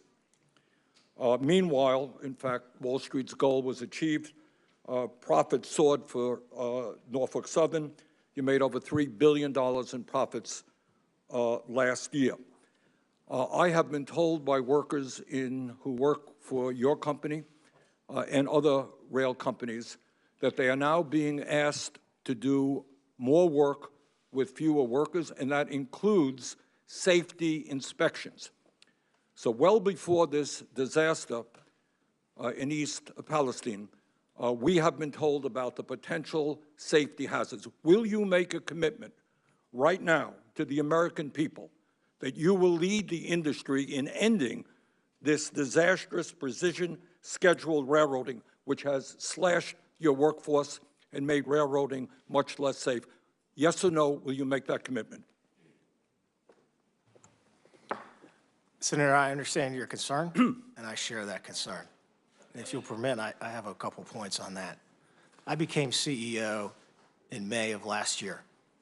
Ever since that point, Senator, we've been on a hiring spree. The number of employees at Norfolk Southern today is 1,500 more than it was this time last year. You'll forgive me, I don't mean to be rude. We just don't have a whole lot of time. Yeah, I understand that, but you will not deny what you're trying to do is rebuild from the massive layoffs that took place. My question back to you again. Wall Street, not the industry, imposed this on the industry. Wall Street said, we're not making enough money. Cut workers, cut workers, cut workers, even if it endangers safety. My question to you, very simply, sir, will you lead the industry in doing away with precision scheduled railroading? That concept. Senator, in December of last year, I charted a new course in the industry. And I said we're going to move away from a near-term focus solely on profits, and that we're going to take a longer-term view that's founded on our engagement with our craft employees who are so critical to our success. We were the first to pivot out of it All right, well, let me jump in again. I apologize for cutting you off here, but when you talk about your employees, the entire country, I think, was shocked to learn a number of months ago that your employees, rail workers, who work in a dangerous job in all kinds of weather, had 0 paid sick days. Now, I know that is beginning to change, but I would ask you, given the fact that Norfolk Southern provided $10 billion in stock buybacks recently, can you tell the American people and your employees right now that in order to improve morale in your workforce, that you will guarantee at least 7 paid sick days to the 15,000 workers you employ? I do know you've made some progress. You increased paid sick days for some of your workers. Will you do what most Americans think is pretty obvious, that when you get sick, you get guaranteed paid sick days? Will you make that commitment right now to your entire workforce? Senator, with our latest agreement with our employees, which included a historic 24% wage increase and access to premium health care benefits, we immediately pivoted to talking to each of our local... I've been deeply involved. I introduced the amendment on the floor. I know the issue. But what I'm asking you right now, you provided paid sick days to some of your employees. I got it. Thank you. Will you now do it what we get here in Congress? Our employees get sick, they get paid sick days. Will you make that commitment right now to guarantee paid sick days to all of your workers? That's not a radical demand. It really is not. Will you make that commitment, sir? Senator, I share your focus on our employees. I will commit to continuing to discuss with them important quality of life issues with our local craft colleagues. In all due respect, you sound like a politician here, Mr. Shaw. It's not paid sick days is not a radical concept in the year 2023. I am not hearing you make that commitment to guarantee that to all of your workers. Clearly, we should have that for every worker in America. I'm not hearing that commitment. Will you make that commitment, sir? Senator, I'm committed to continuing to speak to our employees about quality of life issues that are important to them. All right. Well, I'm chairman of the Health, Education, Labor Committee. We look forward to having that discussion. One last issue. You talked about covering... Senator Graham, Senator Graham is waiting to ask it, so Bernie, if you just keep it really brief. All right, last question. You talked about covering the needs of the people of East Palestine. Does that include paying for their health care needs? All of their health care needs? Senator, we're going to do what's right for the citizens of East What's Palestine. right is to cover their health care needs. Will you do that? Everything is on the table, sir. Thank you. All right. Thank you, Senator Sanders. Senator Graham. Let's just sort of continue what Senator Sanders was talking about. This hearing is designed to make sure that this doesn't happen again. Is precision scheduling, what was the phrase that Senator Sanders used? Precision scheduling? What is it? Precision scheduling railroading. Okay. Did that have anything to do with this accident directly? Senator, thank you for that question. The NTSB report said the Norfolk Southern crew did everything that they were supposed to do, and I personally thank them for that. Okay, so let's get back to what we're here for, is try to solve the problem in front of us. What caused this? Senator, the NTSB report is still ongoing. I'm not waiting to act. It wasn't lack of personnel, right? There was no indication that it was lack of personnel. Or that they did anything wrong? The NTSB specifically said there's no indication that the NS crew did anything wrong. Okay, when we find out what happened, let's try to fix it. And we can talk about paid leave, and I think I may have actually voted for Bernie's amendment. I don't quite remember. But I want to focus on the moment we have here. How many times have you been to East Palestine? Senator, I've been there 5 times. Ms. Shore, have you been there? Senator Graham, I've spent 11 out of the last 30 days in East Palestine. Okay. Do you think you benefited from having been there and listened to the people? Very much so. What about you, Mr. Shaw? It's, yeah, it has really helped me. Yeah, it's good. I'm sorry? Yeah, it's good. That's a good Yes, answer. they are. Would you be willing to go to with President Biden if he chose to go there? Senator, I Would want you to, be willing to go with him if he asked you to go? Senator, I want to keep the politics. I'm not qualified. It's not a political question. The question is if the president asked you to go, would you go with him? I'll go with anybody who wants to go and help the community of East Yeah, Palestine. Ms. Shore, same for you? If I'm asked to go, I certainly will. Yeah, well, so I'm calling on the president to ask both of you, and go. What's the downside of talking to people about going through a big trauma? I'm not, you know, him going there doesn't fix all of the problems, but I think it's a step in the right direction, and I just wish he would go there so we could all work to solve the problem. The more we know, maybe I should go there. The bottom line is, would either one of you have a problem living there full-time, given the condition on the ground? Do you feel it's safe to continue to reside in this town? Mr. Shaw? Senator, the EPA and the Ohio EPA have very high standards, and I trust their testing. And would you live there, given what you've seen? yes, sir. Okay. I believe that the air is safe. I believe that the water is safe. There are hundreds of tests. Okay. There are millions of data points. Okay. They all point to the same thing. And I genuinely enjoy my conversations with the folks at East Palestine. Yeah, I'm sure they're traumatized, and every time somebody shows up, it's probably good. Ms. Shore, do you agree that it's a safe place to live?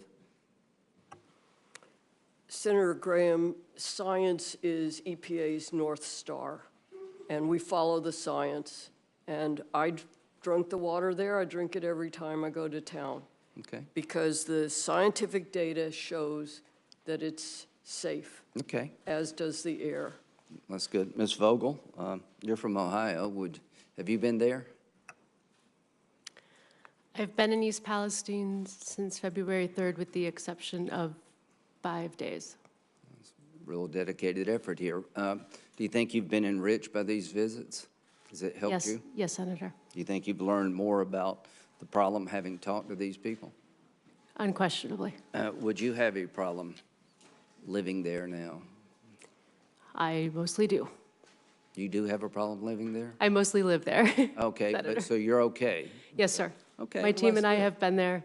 Okay, good. Well, the so last month. let's do what we can to make sure it's safe to live there. Let's make sure that we help these people. If they have medical needs, let's meet them. And let's find out what happened and try to fix it the best we can. Does that make sense to everybody on this panel? Okay. So whether or not we need to change overtime laws, we'll talk about that. But what I want to do is make sure that this committee understands that if you live there, everybody here believes it's safe to live there. I feel better about that. That the railroad company, the people operating the train, are not accused of being at fault. So let's find out what happened and fix it. And again, you have two senators from Ohio. They're putting together a product. I want to help them the best we can. And I'll just end where I began. I think the president would serve himself and the country well to go there. So please go. So Graham, is that it? Is that it for you, my friend? All right, thank you. All righty. Before I turn to Senator Whitehouse for his questions, let me ask unanimous consent to enter into the record various materials detailing Biden administration's focus on safety and negligence to the community. We've heard allegations that the Biden administration is sacrificing safety. That's simply not consistent with what has happened in East Palestine or the Biden administration's numerous efforts to improve safety both before and since the accident. I want to ask unanimous consent to submit for the record various materials detailing the Environmental Protection Agency's immediate and ongoing response to the accident, as well as a document describing the Department of Transportation's immediate response to the accident, including the pipeline and hazardous materials safety administration activities. and a document showing concrete steps to strengthen rail and hazardous material safety that Secretary Buttigieg has directed the Department of Transportation to take since the derailment, and EPA's proposed rule to strengthen hazardous material management and accident prevention under the risk management program. And last but not least, I'd also note that President Biden called the Ohio and Pennsylvania governors in the first 48 hours offering assistance. Without objection, Mr. Chairman, so ordered. while we're in unanimous consent mode, may I ask unanimous consent to add to what you've asked 2 articles, one titled Ohio Train Derailment as a Reminder of Plastics Dangers, another entitled This Deadly Chemical Should Be Banned, and then a pair of articles related to the contractor that has been hired by Norfolk Southern, one entitled Oil Companies Rely on Controversial Firm to Rebut Colorado Health Study, and another entitled The Checkered Past of the Contractor Monitoring the Air in East Palestine, and that would be supplemented by a letter from our new colleague, Peter Welch, back in his days as a House member responding to the oil spill, expressing concerns about this company, CTEH. If I could add those to your list of UCs, that'd be helpful. Is there objection? Hearing none, so ordered. Next, Senator Whitehouse, I think you are recognized for a question. Great. Thank you. Mr. Shaw, the news is reporting that there's just been a significant derailment in Alabama of one of your trains. I certainly hope that all of your team and anybody in the vicinity is safe and well. You may need to look into that. But I wanted to mention that. I'm interested in my questions in the extent to which politics has played a role in this situation. In 2015, the federal government issued a new regulation requiring trains like yours that carry certain dangerous substances to be equipped with electronic brakes. Along with other industry stakeholders, Norfolk Southern stated that the regulation was, quote, not in the public interest, and the industry successfully got the regulation watered down. Just 3 years later, the Trump administration fully repealed the regulation. And I will ask you a question for the record for your attorneys and staff to reply to for all communications between your company and your trade association with the Trump administration relative to that repeal. You don't have to respond now. That's just a coming attraction through our QFR process. I also note that since 2002, the rail industry has spent more than $650 million on federal lobbying, with another $60 million spent on state lobbying. The 5 largest spenders were the Association of American Railroads, your major trade group, BNSF Railway, CSX Corporation, Union Pacific Corporation, and you can answer for me, who was the 5th big spender? I'll give you a hint. It's Norfolk Southern. Do you know how much it was that Norfolk Southern spent on lobbying during that period?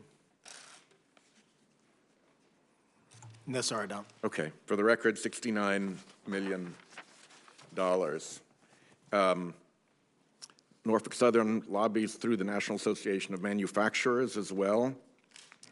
Do you, by any chance, know how much Norfolk Southern gave to National Association of Manufacturers in 2016 and 2017 when it was opposing the braking regulations I mentioned?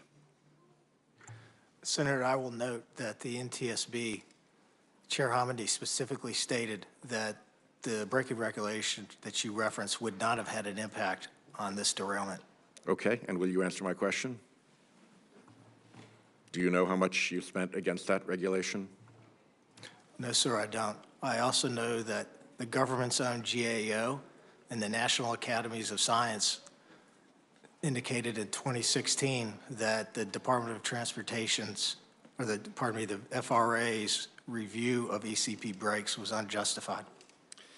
I will ask you a question for the record that the information for 2016 and 2017 that you have reported for later years in your climate lobbying report be provided to the committee, an equivalent to what you already provide, but looking back to those years when this was at issue. We discovered that Norfolk Southern, in a statement that appears now to have been deleted from your website, had previously touted the ECP braking systems as having, and I quote you here, the potential to reduce train stopping distances by as much as 60% over conventional air brake systems. And we found as early as 2007 a Norfolk Southern lead engineer promoting the, quote, big advantage for emergency braking that ECP brakes offered. So I want to make those statements a part of the record.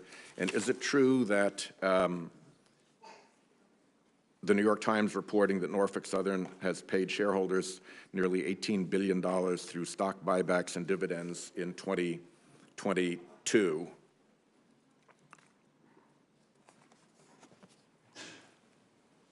The New York Times is reporting what, sir? That Norfolk Southern paid its shareholders nearly $18 billion through stock buybacks and dividends in 2022. Sir, I have a different perspective on that. Or is the number right? No, sir. Setting aside your perspective? No, sir. Okay. Then let me add to my QFR list your view of what the accurate number is as opposed to the New York Times number. All right? My time is pretty well up, Mr. Chairman, and I hope we can get prompt and complete answers to those QFRs. Thanks very much. All right.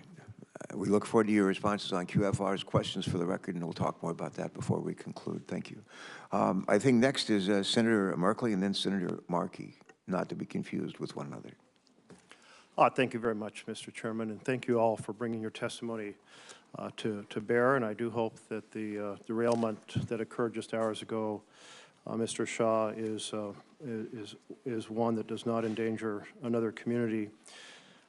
Back in 2016, Senator Wyden and I were very involved in pushing for improvements in safety after the derailment endangered the town of Mosier in Oregon. And we found out how much the industry resists improvements in safety. That following year, Norfolk Southern was invited to participate in a conversation with the administration, and they submitted a 23-page submission of rules and federal guidance of things that they wanted safety regulations to be removed. Now, you've noted you're turning over a new leaf in this regard. So can we count on you and your team of lobbyists to push for safety improvements rather than lobbying against those improvements? Yes, Senator, I share your concern and your focus. I don't share my concern. I just want to know, will your team lobby for safety improvements rather than against them? Senator, we will continue to follow science. We will continue to follow data. There are actually a number of areas in which we have invested in safety systems well above government regulation. I'll ask you to submit that for the record. I just really thought when you said turn over a new leaf that I thought you were saying you were going to now support safety regulations. I'm sorry you can't tell this crowd here today that would like to hear that is the case. 3 years ago, Norfolk Southern cut 5 positions in East Palestine that oversaw maintenance of equipment detectors that are used to determine or monitor boxes that measure, sometimes they're called hot boxes, that measure things that are going wrong on the track, including bearing temperature. There's initial reports that defective bearings or overheating bearings may well have been the cause of this particular accident. Will you pledge today to quit eliminating positions and sensors that oversee track conditions, like removing the folks who monitor the hot boxes, and instead add and support those monitors so that when there is something like an overheating bearing, it gets detected and the train gets stopped rather than crashing or derailing? Senator, the NTSB report indicated that all of the hot box detectors were working as designed. And earlier this week, we announced that we are adding approximately 200 hot box detectors to our network. We already have amongst the lowest spacing between hot box detectors in the industry, and we already have amongst the lowest thresholds. I'm delighted to hear that you're adding those back. Thank you. It's also important to recognize those boxes actually have to be monitored, and it's the 5 positions for monitoring them that were eliminated. So I hope in response to the committee, you'll also be able to note how those are being monitored and how that monitoring can be improved. My last question here is that in 2021, your company did $3.1 billion of stock buybacks, and in 2022, $3.4 billion of stock buybacks. And as of December, had another $7.5 billion available to do additional stock backs under the $10 billion stock back plan. That's quite impressive numbers for any American company. It indicates massive profits. Will you pledge today that you will do no more stock buybacks until a raft of safety measures have been completed to reduce the risk of derailments and crashes in the future? Senator, I will commit to continuing to invest in safety. We invest over $1 billion a year in safety. You noted that you have a list of safety things you'd like to implement. Will you commit no more stock buybacks until those safety improvements are completed? Senator, I will commit to continuing to invest in safety. And you've seen over time the number of derailments, hazardous material releases, and personal injuries has declined. There's always more that we will do, and I am committed to having the best safety culture in the industry. You're coming here with 3 derailments within 3 months, and the average in the industry is 1 per month for the entire industry. So congratulations on maybe some good luck over a few years, but at this moment, your team is the team that has the most derailments in the last 3 months. I just want to note that every engineer understands that if you have brakes on every car rather than just brakes on the front car, that you prevent the accordion-style crashes that you've been having. It's why any truck carrying a trailer has brakes on the trailer instead, so the trailer doesn't flip over the top of it. The industry has absolutely resisted these, trying to deploy their lobbyists to counter every single report about having those multiple brake systems. I understand that it's complicated because, as you noted, you don't own the cars. That makes having these coordinated brake systems. But listen, if we can put people on the moon, we can put brakes on every train car. This is really the single most significant safety factor that could be pursued, and I really hope that you and your company and your industry will take and start taking seriously safety, which we have not seen to this point. Senator, I take safety very seriously, and there are brakes on every car. I can assure you of that. Well, I hope you support the coordinated pneumatic electronically controlled system that you've been fighting against for years. Senator Markey. Thank you, Mr. Chairman, very much. The East Palestine train derailment was not preordained. It was preventable. It was a disaster waiting to happen. Corporate greed, outdated railway safety regulations, lax hazardous material standards were all the fuel on a toxic fire that was ready to combust. This was something that was preordained and known about because of all of the rail accidents that happen every year in our country. And unfortunately, innocent, hardworking, working families in Ohio and Pennsylvania were the ones that got harmed by this. Those families were upended, their lives have been changed, doctor bills, veterinarian bills, saw the values of their homes plummet overnight and stayed up late worrying about what this means for their health and the health of their young children in the future. These are real harms. So am I right, Mr. Shaw, that last year the stock buybacks by Norfolk Southern was $3.4 billion? Is that correct? Yes, sir, that's directionally correct. Am I correct, Mr. Shaw, that last year Norfolk Southern made $3.3 billion in profits? Yes, sir. And last year we invested over $1 billion in safety. And last year our accident rate, our number of accidents was the lowest it had been in the last 10 years. Our safety stats, Senator, continue to improve. And I am committed to making Norfolk Southern safety culture the best in the industry. Well, you're not having a good month. You're not having a good month. And it seems like every week there's another accident that Norfolk Southern is a part of in our country. So you may think that you've put in enough, okay? But the facts are saying just the opposite in terms of what is happening. And what I'm hearing from you is just this great confidence that you have in your system. But I'll tell you this, Mr. Shaw. Overconfidence breeds complacency, and complacency breeds disaster. And that disaster has hit East Palestine, and it's hitting community after community across this country, not just Norfolk Southern, but the rail industry in general that has reduced its workforce by 1/3 over the last 10 years. And in that reduction in workforce, there is a reduction in the measure of safety that has to be built in order to guarantee that people avoid these kinds of catastrophes.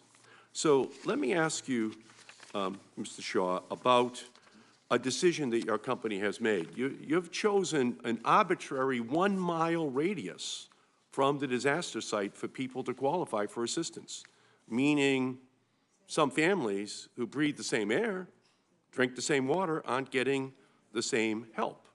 Mr. Shaw, will you commit to providing financial compensation to all affected people, including those who live outside your arbitrarily chosen 1-mile radius around the derailment site? Senator, we've made our Family Assistance Center and payments available to folks within the zip code, within Darlington Township. We've committed. Will you commit to helping those people outside of the 1-mile radius? That's my question. Yes or no? Senator, we already are. You already are? Yes, sir. All right. Well, that's not clear. Okay. Will you commit to compensating affected homeowners for their diminished property values? Senator, I'm committing to do what's right. Well, what's right is a family that had a home worth $100,000 that is now worth $50,000 will probably never be able to sell that home for $100,000 again.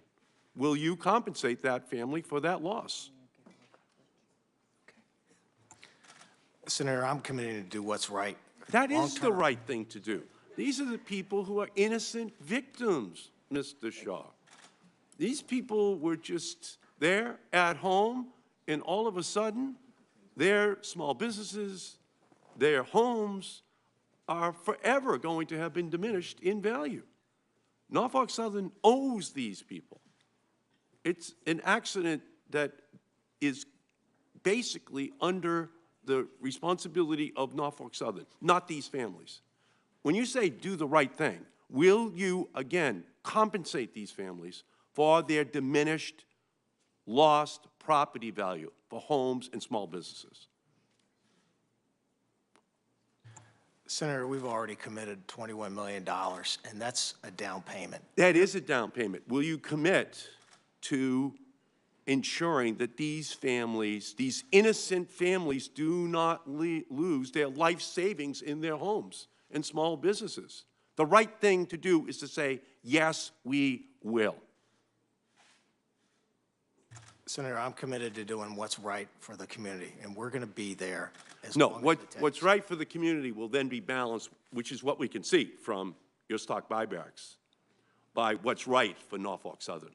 And that's going to be to sue, to fight, to resist full compensation for these families. That's the pattern we've seen over the last 10 years in your 1/3 reduction in workforce with its natural concomitant reduction in safety. Okay, then I'll go to you right now. We're not hearing the right things today. These families want to know long-term, are they just going to be left behind? Once the cameras move on, once the national attention dies down, you know, where will these families be? I think they're going to be in the crosshairs of the accountants of Norfolk Southern saying, we're not going to pay full compensation. That's why we're going to stay on this case until everyone in East Palestine is given the justice which they deserve. We have Senator Padilla is up next. Just by way of explanation, we're in the middle of 2 votes, so that's why we're sort of ping-ponging a little bit. Sorry for the disruptions.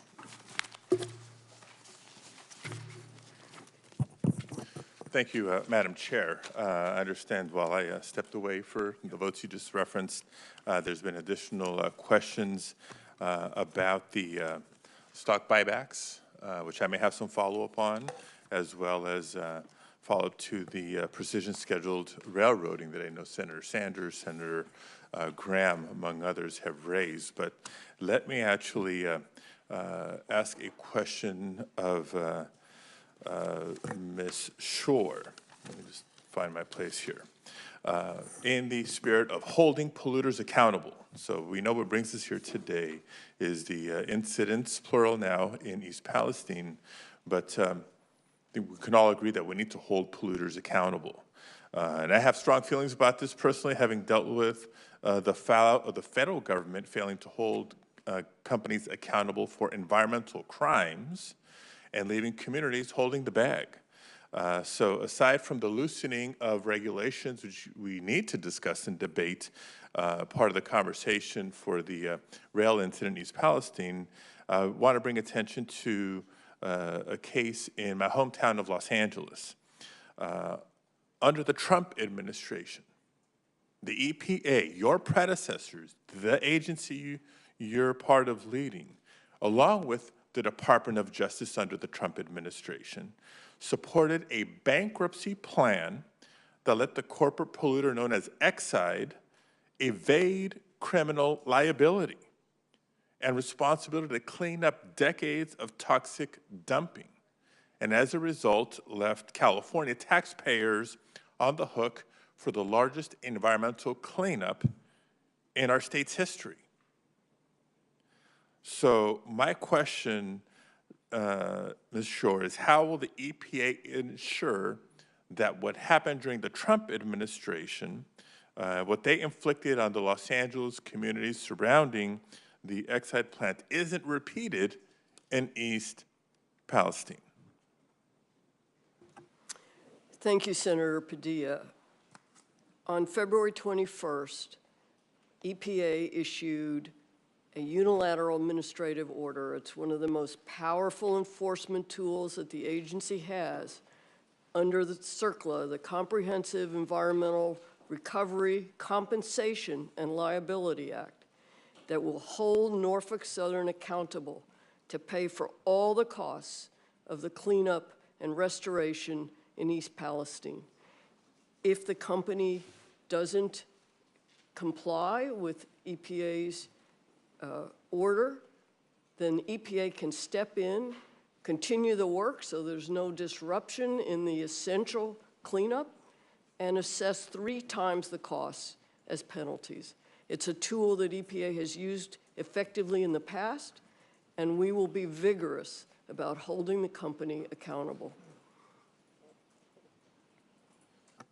Okay, thank you, because again, we saw what I would consider a worst case study, not a best case study, when these settlements completely leave polluters off the hook for the damage that they've taken. I know that was a prior administration. Policies have changed under the current administration. We're working to embed that environmental justice lens as well, not just at EPA, but within the Department of Justice, and hope to make it permanent. Want to come back to Mr. Shaw here for a few questions on, as it pertains to your workforce, inspections and maintenance. You recently announced that Norfolk Southern would be deploying more wayside detection and hotbox detector technologies as part of the safety plan. And I apologize if this is a little bit redundant with the questions that have come up prior in the hearing, but I think I have some specifics I want to get to. From what I understand, the company has also reduced its workforce by nearly 40% since 2015. According to your own data reported to the Surface Transportation Board, the number of employees assigned to maintenance of equipment and stores has decreased by 60% over the past decade. Your data. Given what's happened, is Norfolk Southern now going to hire the additional signal workers necessary to maintain and inspect these systems that you're relying on to improve safety?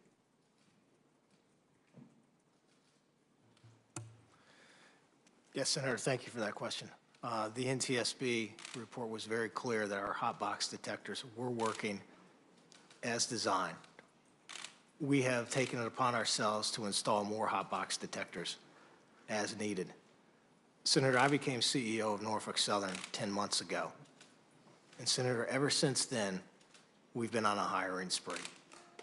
We are aggressively hiring employees. Right now, our pipeline of conductor trainees is amongst the highest in our history. And I'm not going to stop. So let me be specific. You say you're on a hiring spree. I want to be specific to the signal workers necessary to maintain and inspect the systems. Senator, if we need to hire more signal workers to maintain and inspect the signals, we will absolutely do that. Let me ask you this question. And I don't know if you've worked the line or at least walked the line, but how many sensors or length of track are assigned to each worker? Senator, I don't have that specific information. Do you know if workers are specifically dedicated to the inspection and maintenance of these technologies, or if it's just one on a long list of responsibilities they may have in the course of a day? Senator, I don't know the specifics to that. I'm happy to get that information to you. Well, let me tell you why I ask. According to the AFL-CIO's Transportation Trades Department, the amount of time carmen have to inspect each car in a train has been reduced by 2/3. From 3 minutes to now just 60 seconds per car. 60 seconds. Do you know how long it takes to walk the perimeter of a single car? You think 60 seconds is enough to not just walk the perimeter of that train car, but does that leave enough time for an actual thorough inspection? Because I can imagine that this gives us the confidence that carmen have the time to conduct that thorough inspection to identify or find any potential defects before the cars are sent back into service. So I know initial reviews and studies have said the sensors were or weren't working as you mentioned, but the investigation is not complete, right? NTSB is still doing some follow-up work. So sorry to drill down on a specific, but these specifics matter. And it's not just the technologies, it's the workforce necessary to install, to maintain, and to ensure that they're properly functioning. And to me, it just falls into the greater pattern that we've seen of the past decade. Workforce overall reducing, corporate compensations to stock buybacks on the upswing when the workforce that keeps the trains running and running safe is what's being compromised. I know my time is up. Thank you, Madam Chair. Senator Stabenow. Thank you very much, Madam Chair, and thank you to everyone for being here. This is obviously incredibly serious. Mr. Shaw, Norfolk Southern's lack of transparent communication with impacted states, I'm specifically thinking of Michigan now, during the cleanup process concerns me. Do you think it was acceptable that the company started moving toxic waste from East Palestine to Michigan without notifying Michigan officials?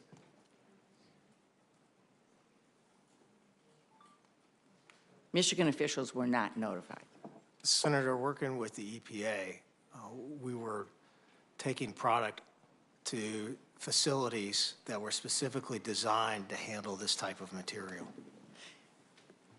But Michigan officials, the governor, myself, Senator Peters, Michigan EPA, and so on, were not notified before that happened. And so let me just say that that's why I'm really glad the EPA is now overseeing this process going forward, because that's not acceptable to us in Michigan.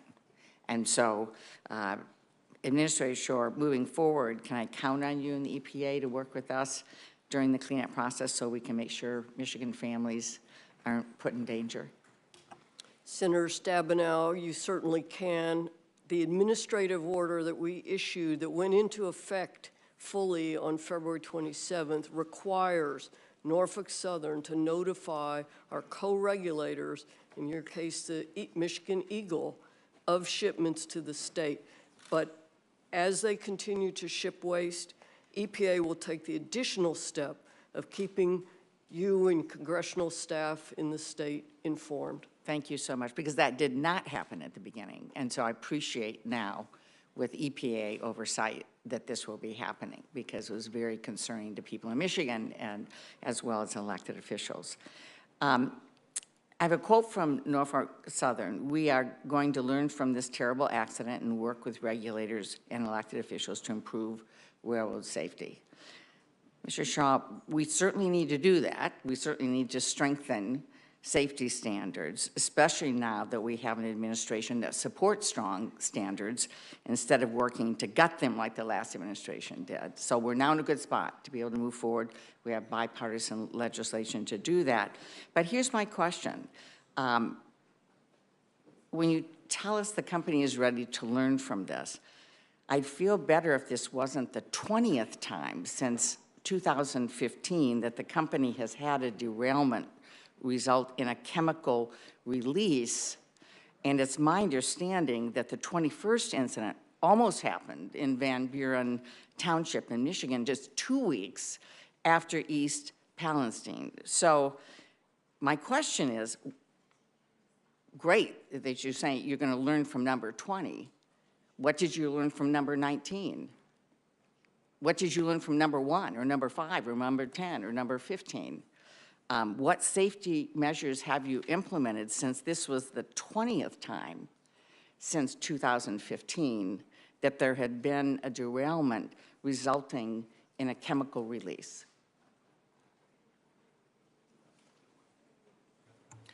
Senator, I think that's the right thing to focus on, and I'm focused on it too.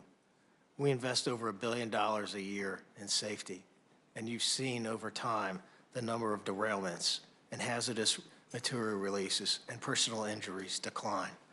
We will continue to get better, and I'm committed to creating the best safety culture in the industry.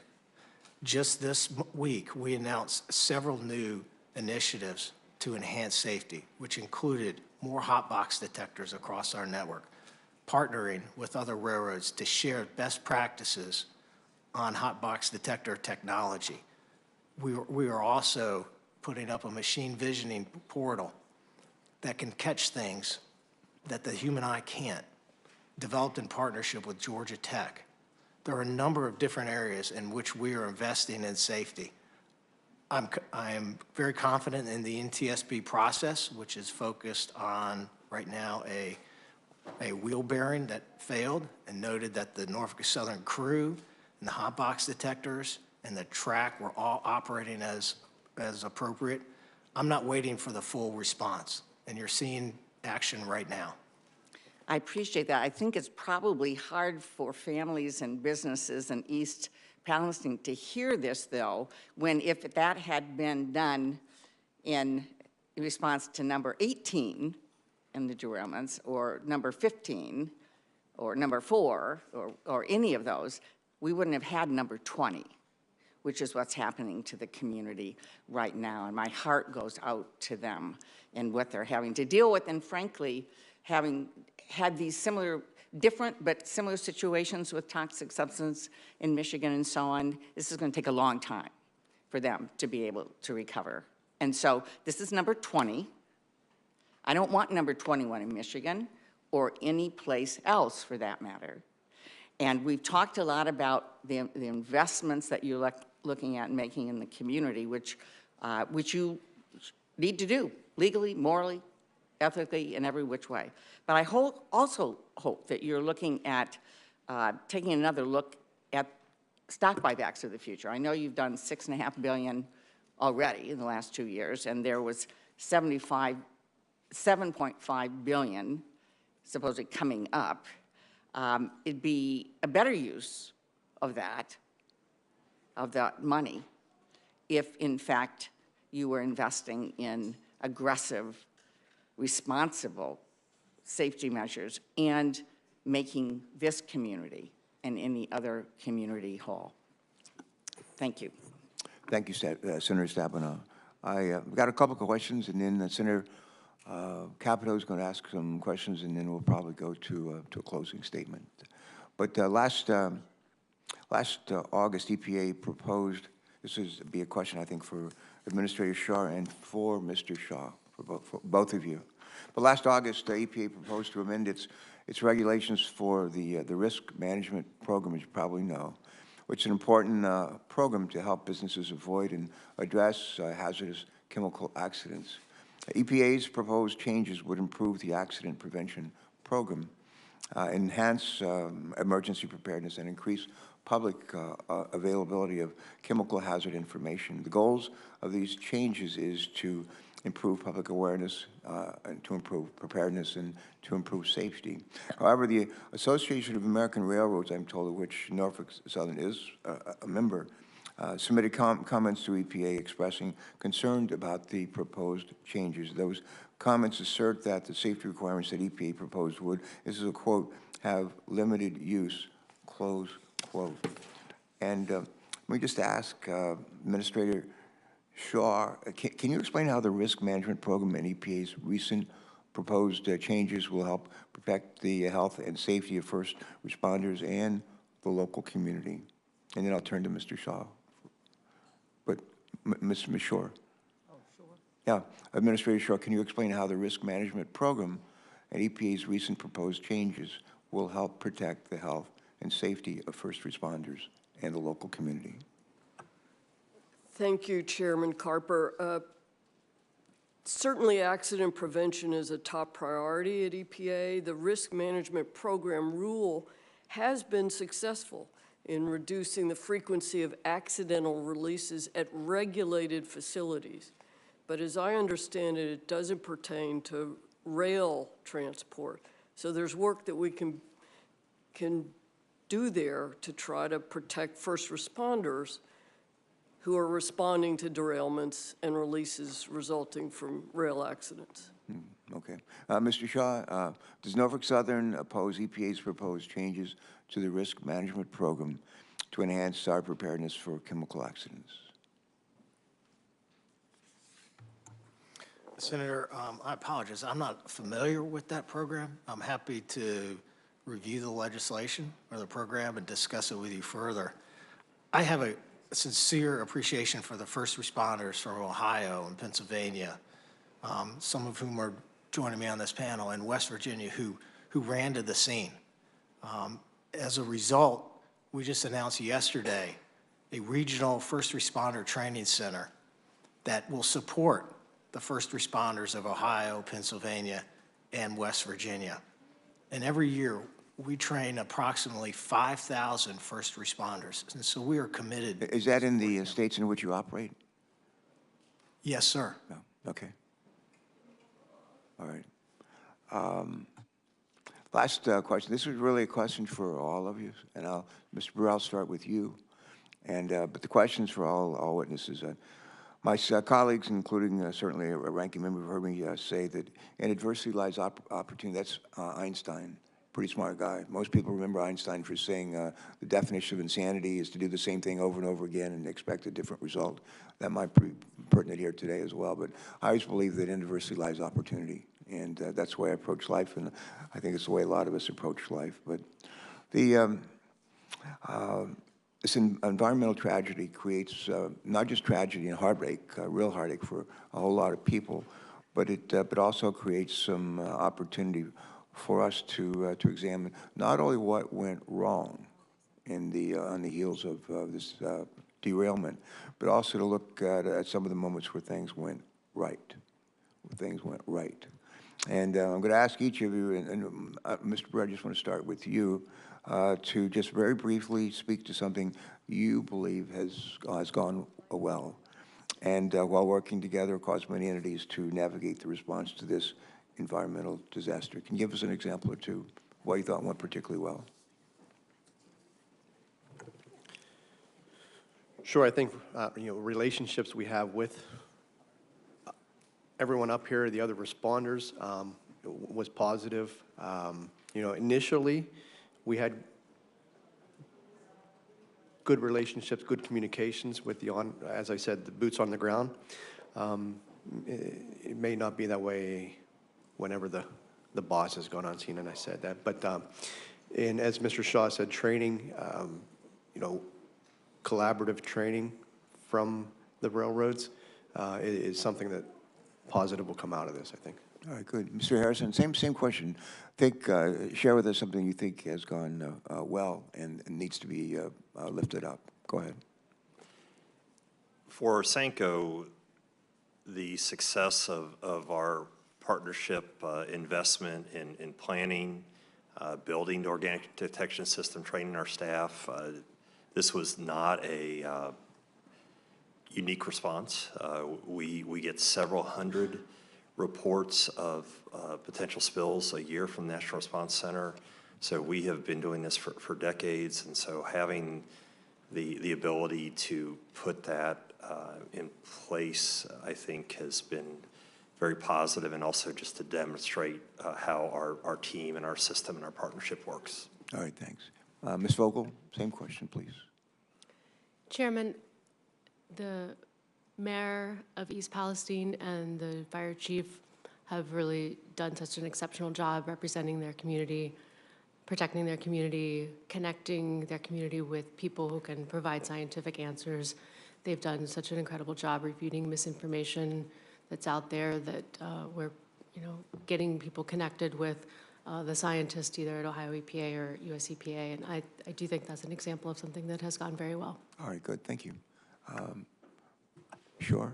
Chairman Carper, I think what has been remarkable, though it should be standard, about the response to this disaster in East Palestine is the way local, state, federal agencies have worked collaboratively together, that it's not been about politics, but about people. You've seen Democrats standing with Republicans. President Biden was on the phone to Governor DeWine saying, whatever federal resources are needed, they will be there for you. He did the same with Governor Shapiro of Pennsylvania. You saw Administrator Regan standing to announce the order with Governor DeWine and Governor Shapiro, with Congressman Bill Johnson and Congressman DeLucio, and so many others. I think that collaboration focused on getting this cleaned up has been quite remarkable. Yeah, good. Thanks for those. Mr. Shaw, same question, please. Thank you for the question, Senator. I've been really clear that I'm focused on the environmental cleanup and helping East Palestine thrive. The things that have gone really well have been the coordination and the collaboration that we've received from the folks at this table.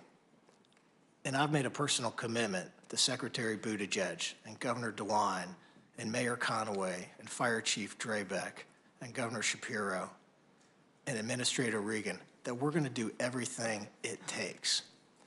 I have a genuine affection for the folks of East Palestine, which I know several of my peers on this panel do as well. And when you walk around town, you're starting to see these yard signs pop up. And the yard signs say, "We are East Palestine." And it goes on to say, "Welcome to America's greatest comeback story." And Senator, I want to make sure that that happens. Yeah, we have a great opportunity here if we can collaborate and work together to lift, not just to lift up, not just to address the immediate problems and crisis, but actually to empower the people of East Palestine and the communities around them, to empower them. And I think that's a good thing that can come out of this. Senator Capito, thanks so much for your work on this. Thanks. Thank you, and I think it's, in my opening statement, I said we need to find out what went right and what went wrong, so I really appreciate the comments of what went right. I'm going to go back to the other side. I'm still very disturbed about the communication issue, because we've seen it already in the panel. Ms. Vogel said initially there were some, you had the need to refute poor information, and that there were some communication gaps. Mr. Brewer has said that there were some communication gaps, at least as far as 1 car to 5 cars and maybe some other things. And I understand in the haze of what was going on at the very beginning, some of that is going to occur.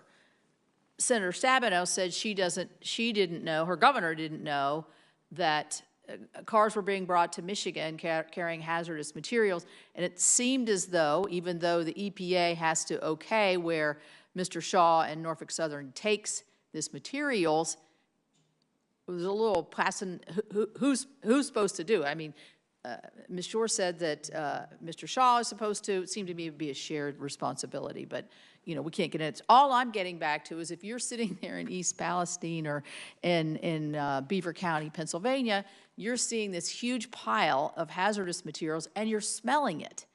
And the reason I'm coming from this as being from a community of Charleston, West Virginia that had a chemical spill in the early 2000s that everybody told us was safe to drink, but it still smelled. And you just lose your trust in what people are telling you. And this is what the neighborhoods and the surrounding areas are doing. So then when I ask the question, where is this material going? Both Ms. Shore and Mr. Shaw said it's going somewhere, but we don't know where. What does that do to trust? I mean, I don't know. Are the trucks moving or not? Were they stopped in Michigan or not? Why were they stopped in Michigan? You know, all these questions, I think, just, and then the people living there still have to look and smell and fear. And so I think we just need to get our the transparency of where this material is going, how long it's going to take it to get out, how deep does it have to go, all these questions that people are asking, because they want this over. And that's what you're trying to do, trying to get it over and make it safe. So as we go to lessons learned on the communication, I would just hope that we, in the after report that we know is going to be generated, that this is really a key part of what everybody looks at from all the different respondents, both from Norfolk Southern all the way to the people right there. Do you know what's burning? Do you have the right equipment? Do you have the right fire fighting equipment? Because chemical fires are different than other kinds of fires. I don't need to tell you your business, but you know all that. And so I'm still very concerned about the communication aspects, and I know Governor DeWine has been right there front and center, and I want to thank him for that, and you all too. So that's my comment there. My question is from Mr. Harrison at Orsenko. And the reason I'm interested in this is because that Ohio River feeds a lot of our water systems in West Virginia. So what's coming down through there and through is so critically important. Osenko does a great job. I know you did multiple testings, but why were you uniquely positioned to respond as well as you did? Your information was coming out quickly. Your tests were coming out quickly. My understanding is your tests and Ohio's tests were coming out much more quickly than the EPA's test. Is there truth to that? And why can you come and respond as quickly as this? We need your microphone. In Orsenko, I appreciate that. We have been working to protect the Ohio River as a drinking water, industrial water supply for 75 years. And so through our preparations, I have a great team of 22 professionals and our partnerships. We've been doing this for decades. And so as we work with the drinking water utilities. We have a partner, Greater Cincinnati Waterworks, that ran companion testing with us. So we had results that we could put on our website that went through proper QA/QC very quickly. We had the encouragement of Governor DeWine and Director Vogel to get that up there as soon as possible. And so we've been doing that. We've been able to show a map of where the sampling is occurring, and we've been able to update that as we get new results from Greater Cincinnati Waterworks. And then we also have our screening data. So this is something that we prepare for. We work closely with our 30 drinking water utilities, our state agencies. And so although this is certainly a challenge, we respond and work through numerous spills. And so this is through preparation. Does anybody want to comment on my communication tirade I just had?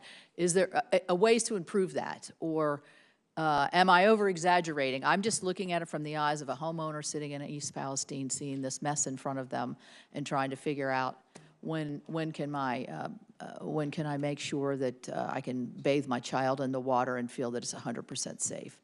So do you all have any suggestions here on how to make communications better, quicker, faster, more accurate? Because if you leave a gap, you see what happens in the gap.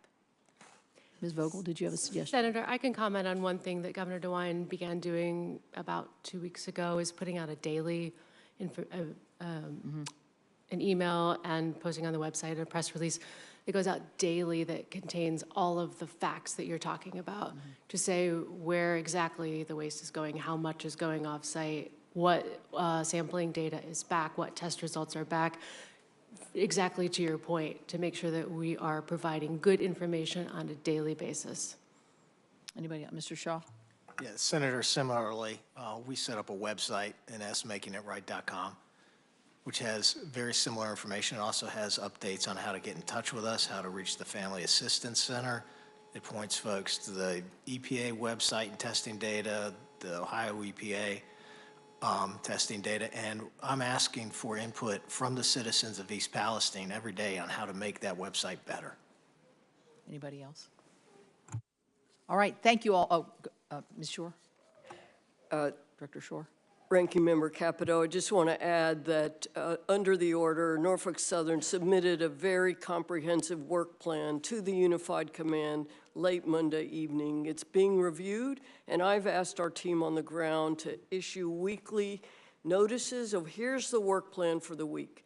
Here's what you can expect to be done as residents. Here's what you may be seeing or hearing or smelling. Here's who to call if you have questions.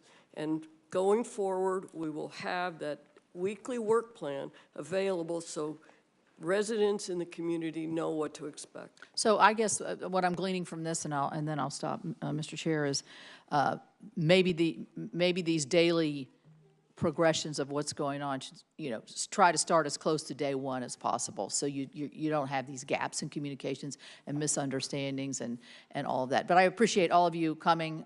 Thank you for what you're doing for the great citizens of Ohio and Pennsylvania, and we're right in there, right in between. So we appreciate that. Thank you.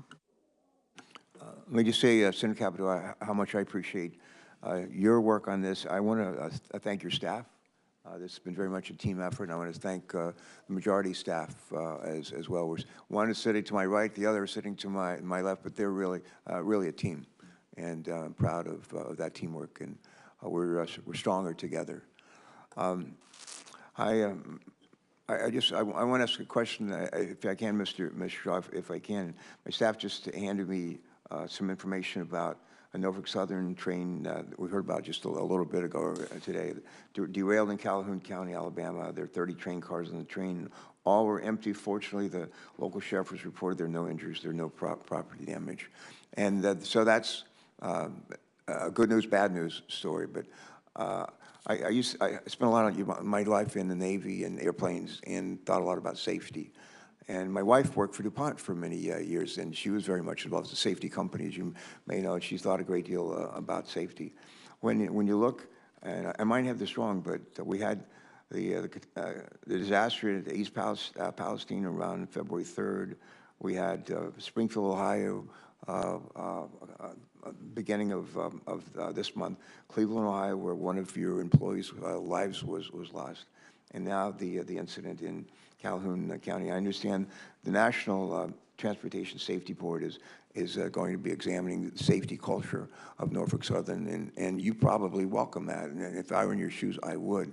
But it's more than disconcerting; it's concerning, and it's a trend that is troubling to me, and my guess is troubling to you as well. So I hope that it'll get the kind of serious attention that it needs. When I was walking into the hearing, I was asked by the press, I'm sure as Senator Capito was what we hope to accomplish here. And I mentioned I had several questions that I wanted to see answers. One of those, what went wrong? How did this all happen at East Palestine? How did it happen? What went wrong? What are we doing to help the families whose lives have been upended and in any number of ways? And the other question that I mentioned coming into the hearing was, how can we reduce the likelihood that similar disasters like this will happen again in Ohio or Pennsylvania or Delaware or West Virginia? How can we reduce that? I've said forever, everything I do, I know I can do better, everything I do, I know I can do. I think that's true of all of us. And if you actually go back to the Constitution of our country, and the preamble of the Constitution says, "We the people of the United States, in order to form a more perfect union." It doesn't say to form a perfect union. It says a more perfect union. And the expectation all those years ago and still today is for us to do better as we go forward.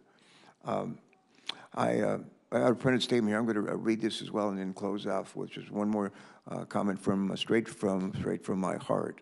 But in closing, I want to thank our witnesses for your time and testimony today. I want to thank our colleagues who came and testified before us today, and those that are working in a bipartisan way on legislation to help address these concerns. I especially want to thank a ranking member for what has truly been a bipartisan hearing. People, people around the country who thinks we never work together here, we don't accomplish anything, cooperate on anything, they'd be pleasantly surprised if they could be in this room with us most of the year. That's the way we work together and we get a lot done. But today's hearing provided some much-needed answers for the American people. We've learned more about what happened the days and weeks after the Norfolk Southern train derailment and subsequent release of chemicals. We've also learned that EPA and its state partners were on the ground within hours and still there today.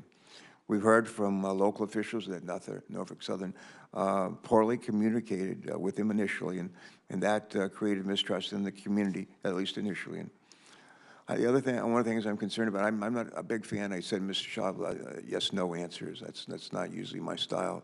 But I didn't think we heard as many unequivocal yeses as I might like to have, and we might want to revisit that at another time.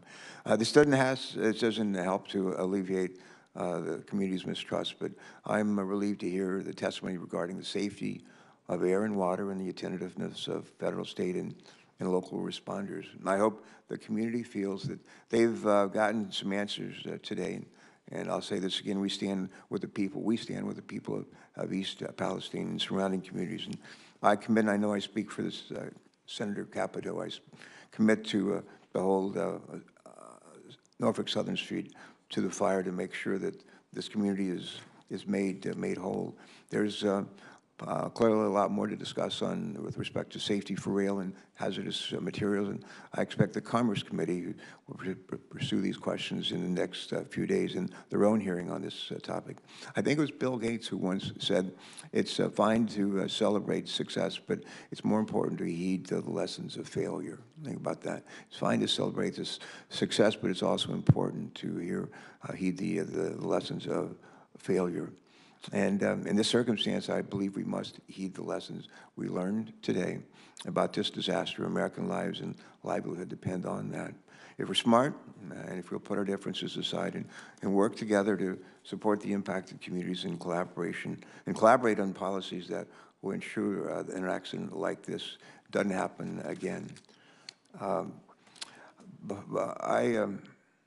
Before we address, I need to do a little bit of housekeeping, and I just ask unanimous consent to submit into the record some materials related to today's hearing. They include the letter from the governor of Pennsylvania, who I talked with over the weekend, and I referenced that in that letter earlier, but articles and also independent analyses related to the accident. Senators are going to be allowed to submit written questions, we call them QFRs, questions for the record, through the close of business on Thursday, March 23rd, and we'll compile those questions and send them to our witnesses, to all of you, and we'll ask that you reply by Thursday, April the 6th. Last thing I want to say, my mother was a deeply religious woman. She would drag my sister and me to church in West Virginia, where we were born, and we're drag us to church every Sunday morning, every Sunday night, every Wednesday night, and every Thursday night.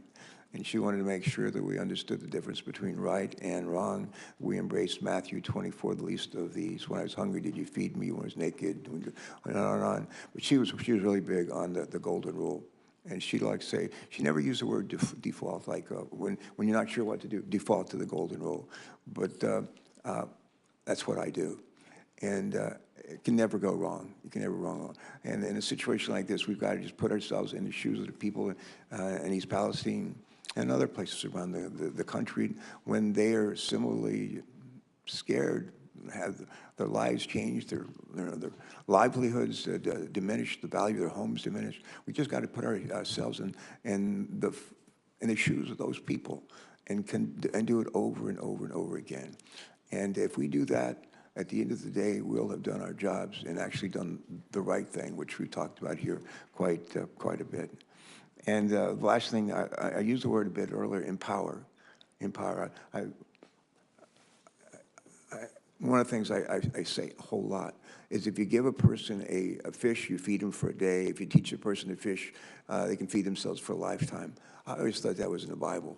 I've quoted it a million times and did it about a year ago, and I've been giving a speech. And after it was over, a preacher came up to me and he said, "Senator, that's not in the Bible."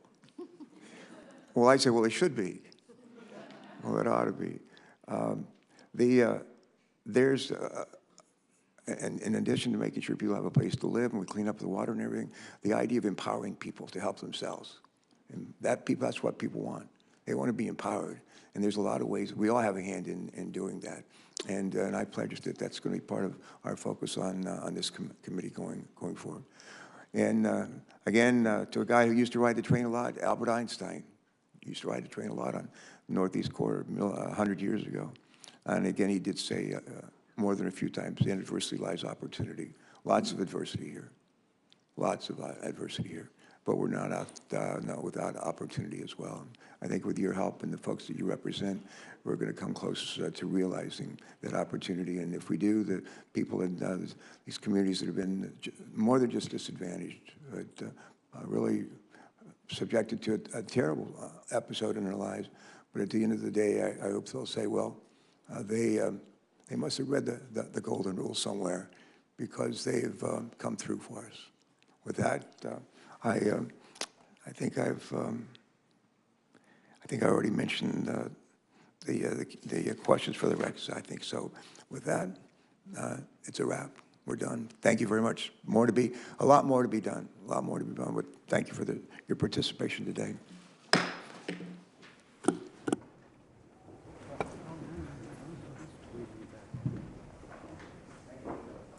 Got another one down. Good luck. You're welcome.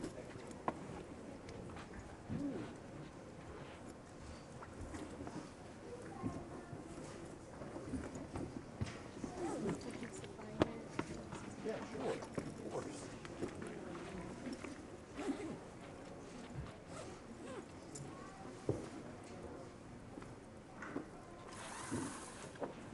There you go.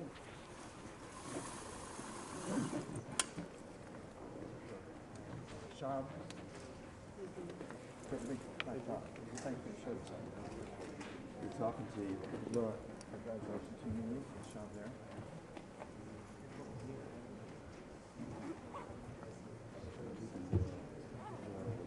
Hang in there, buddy. Hang in there. Yeah, sure.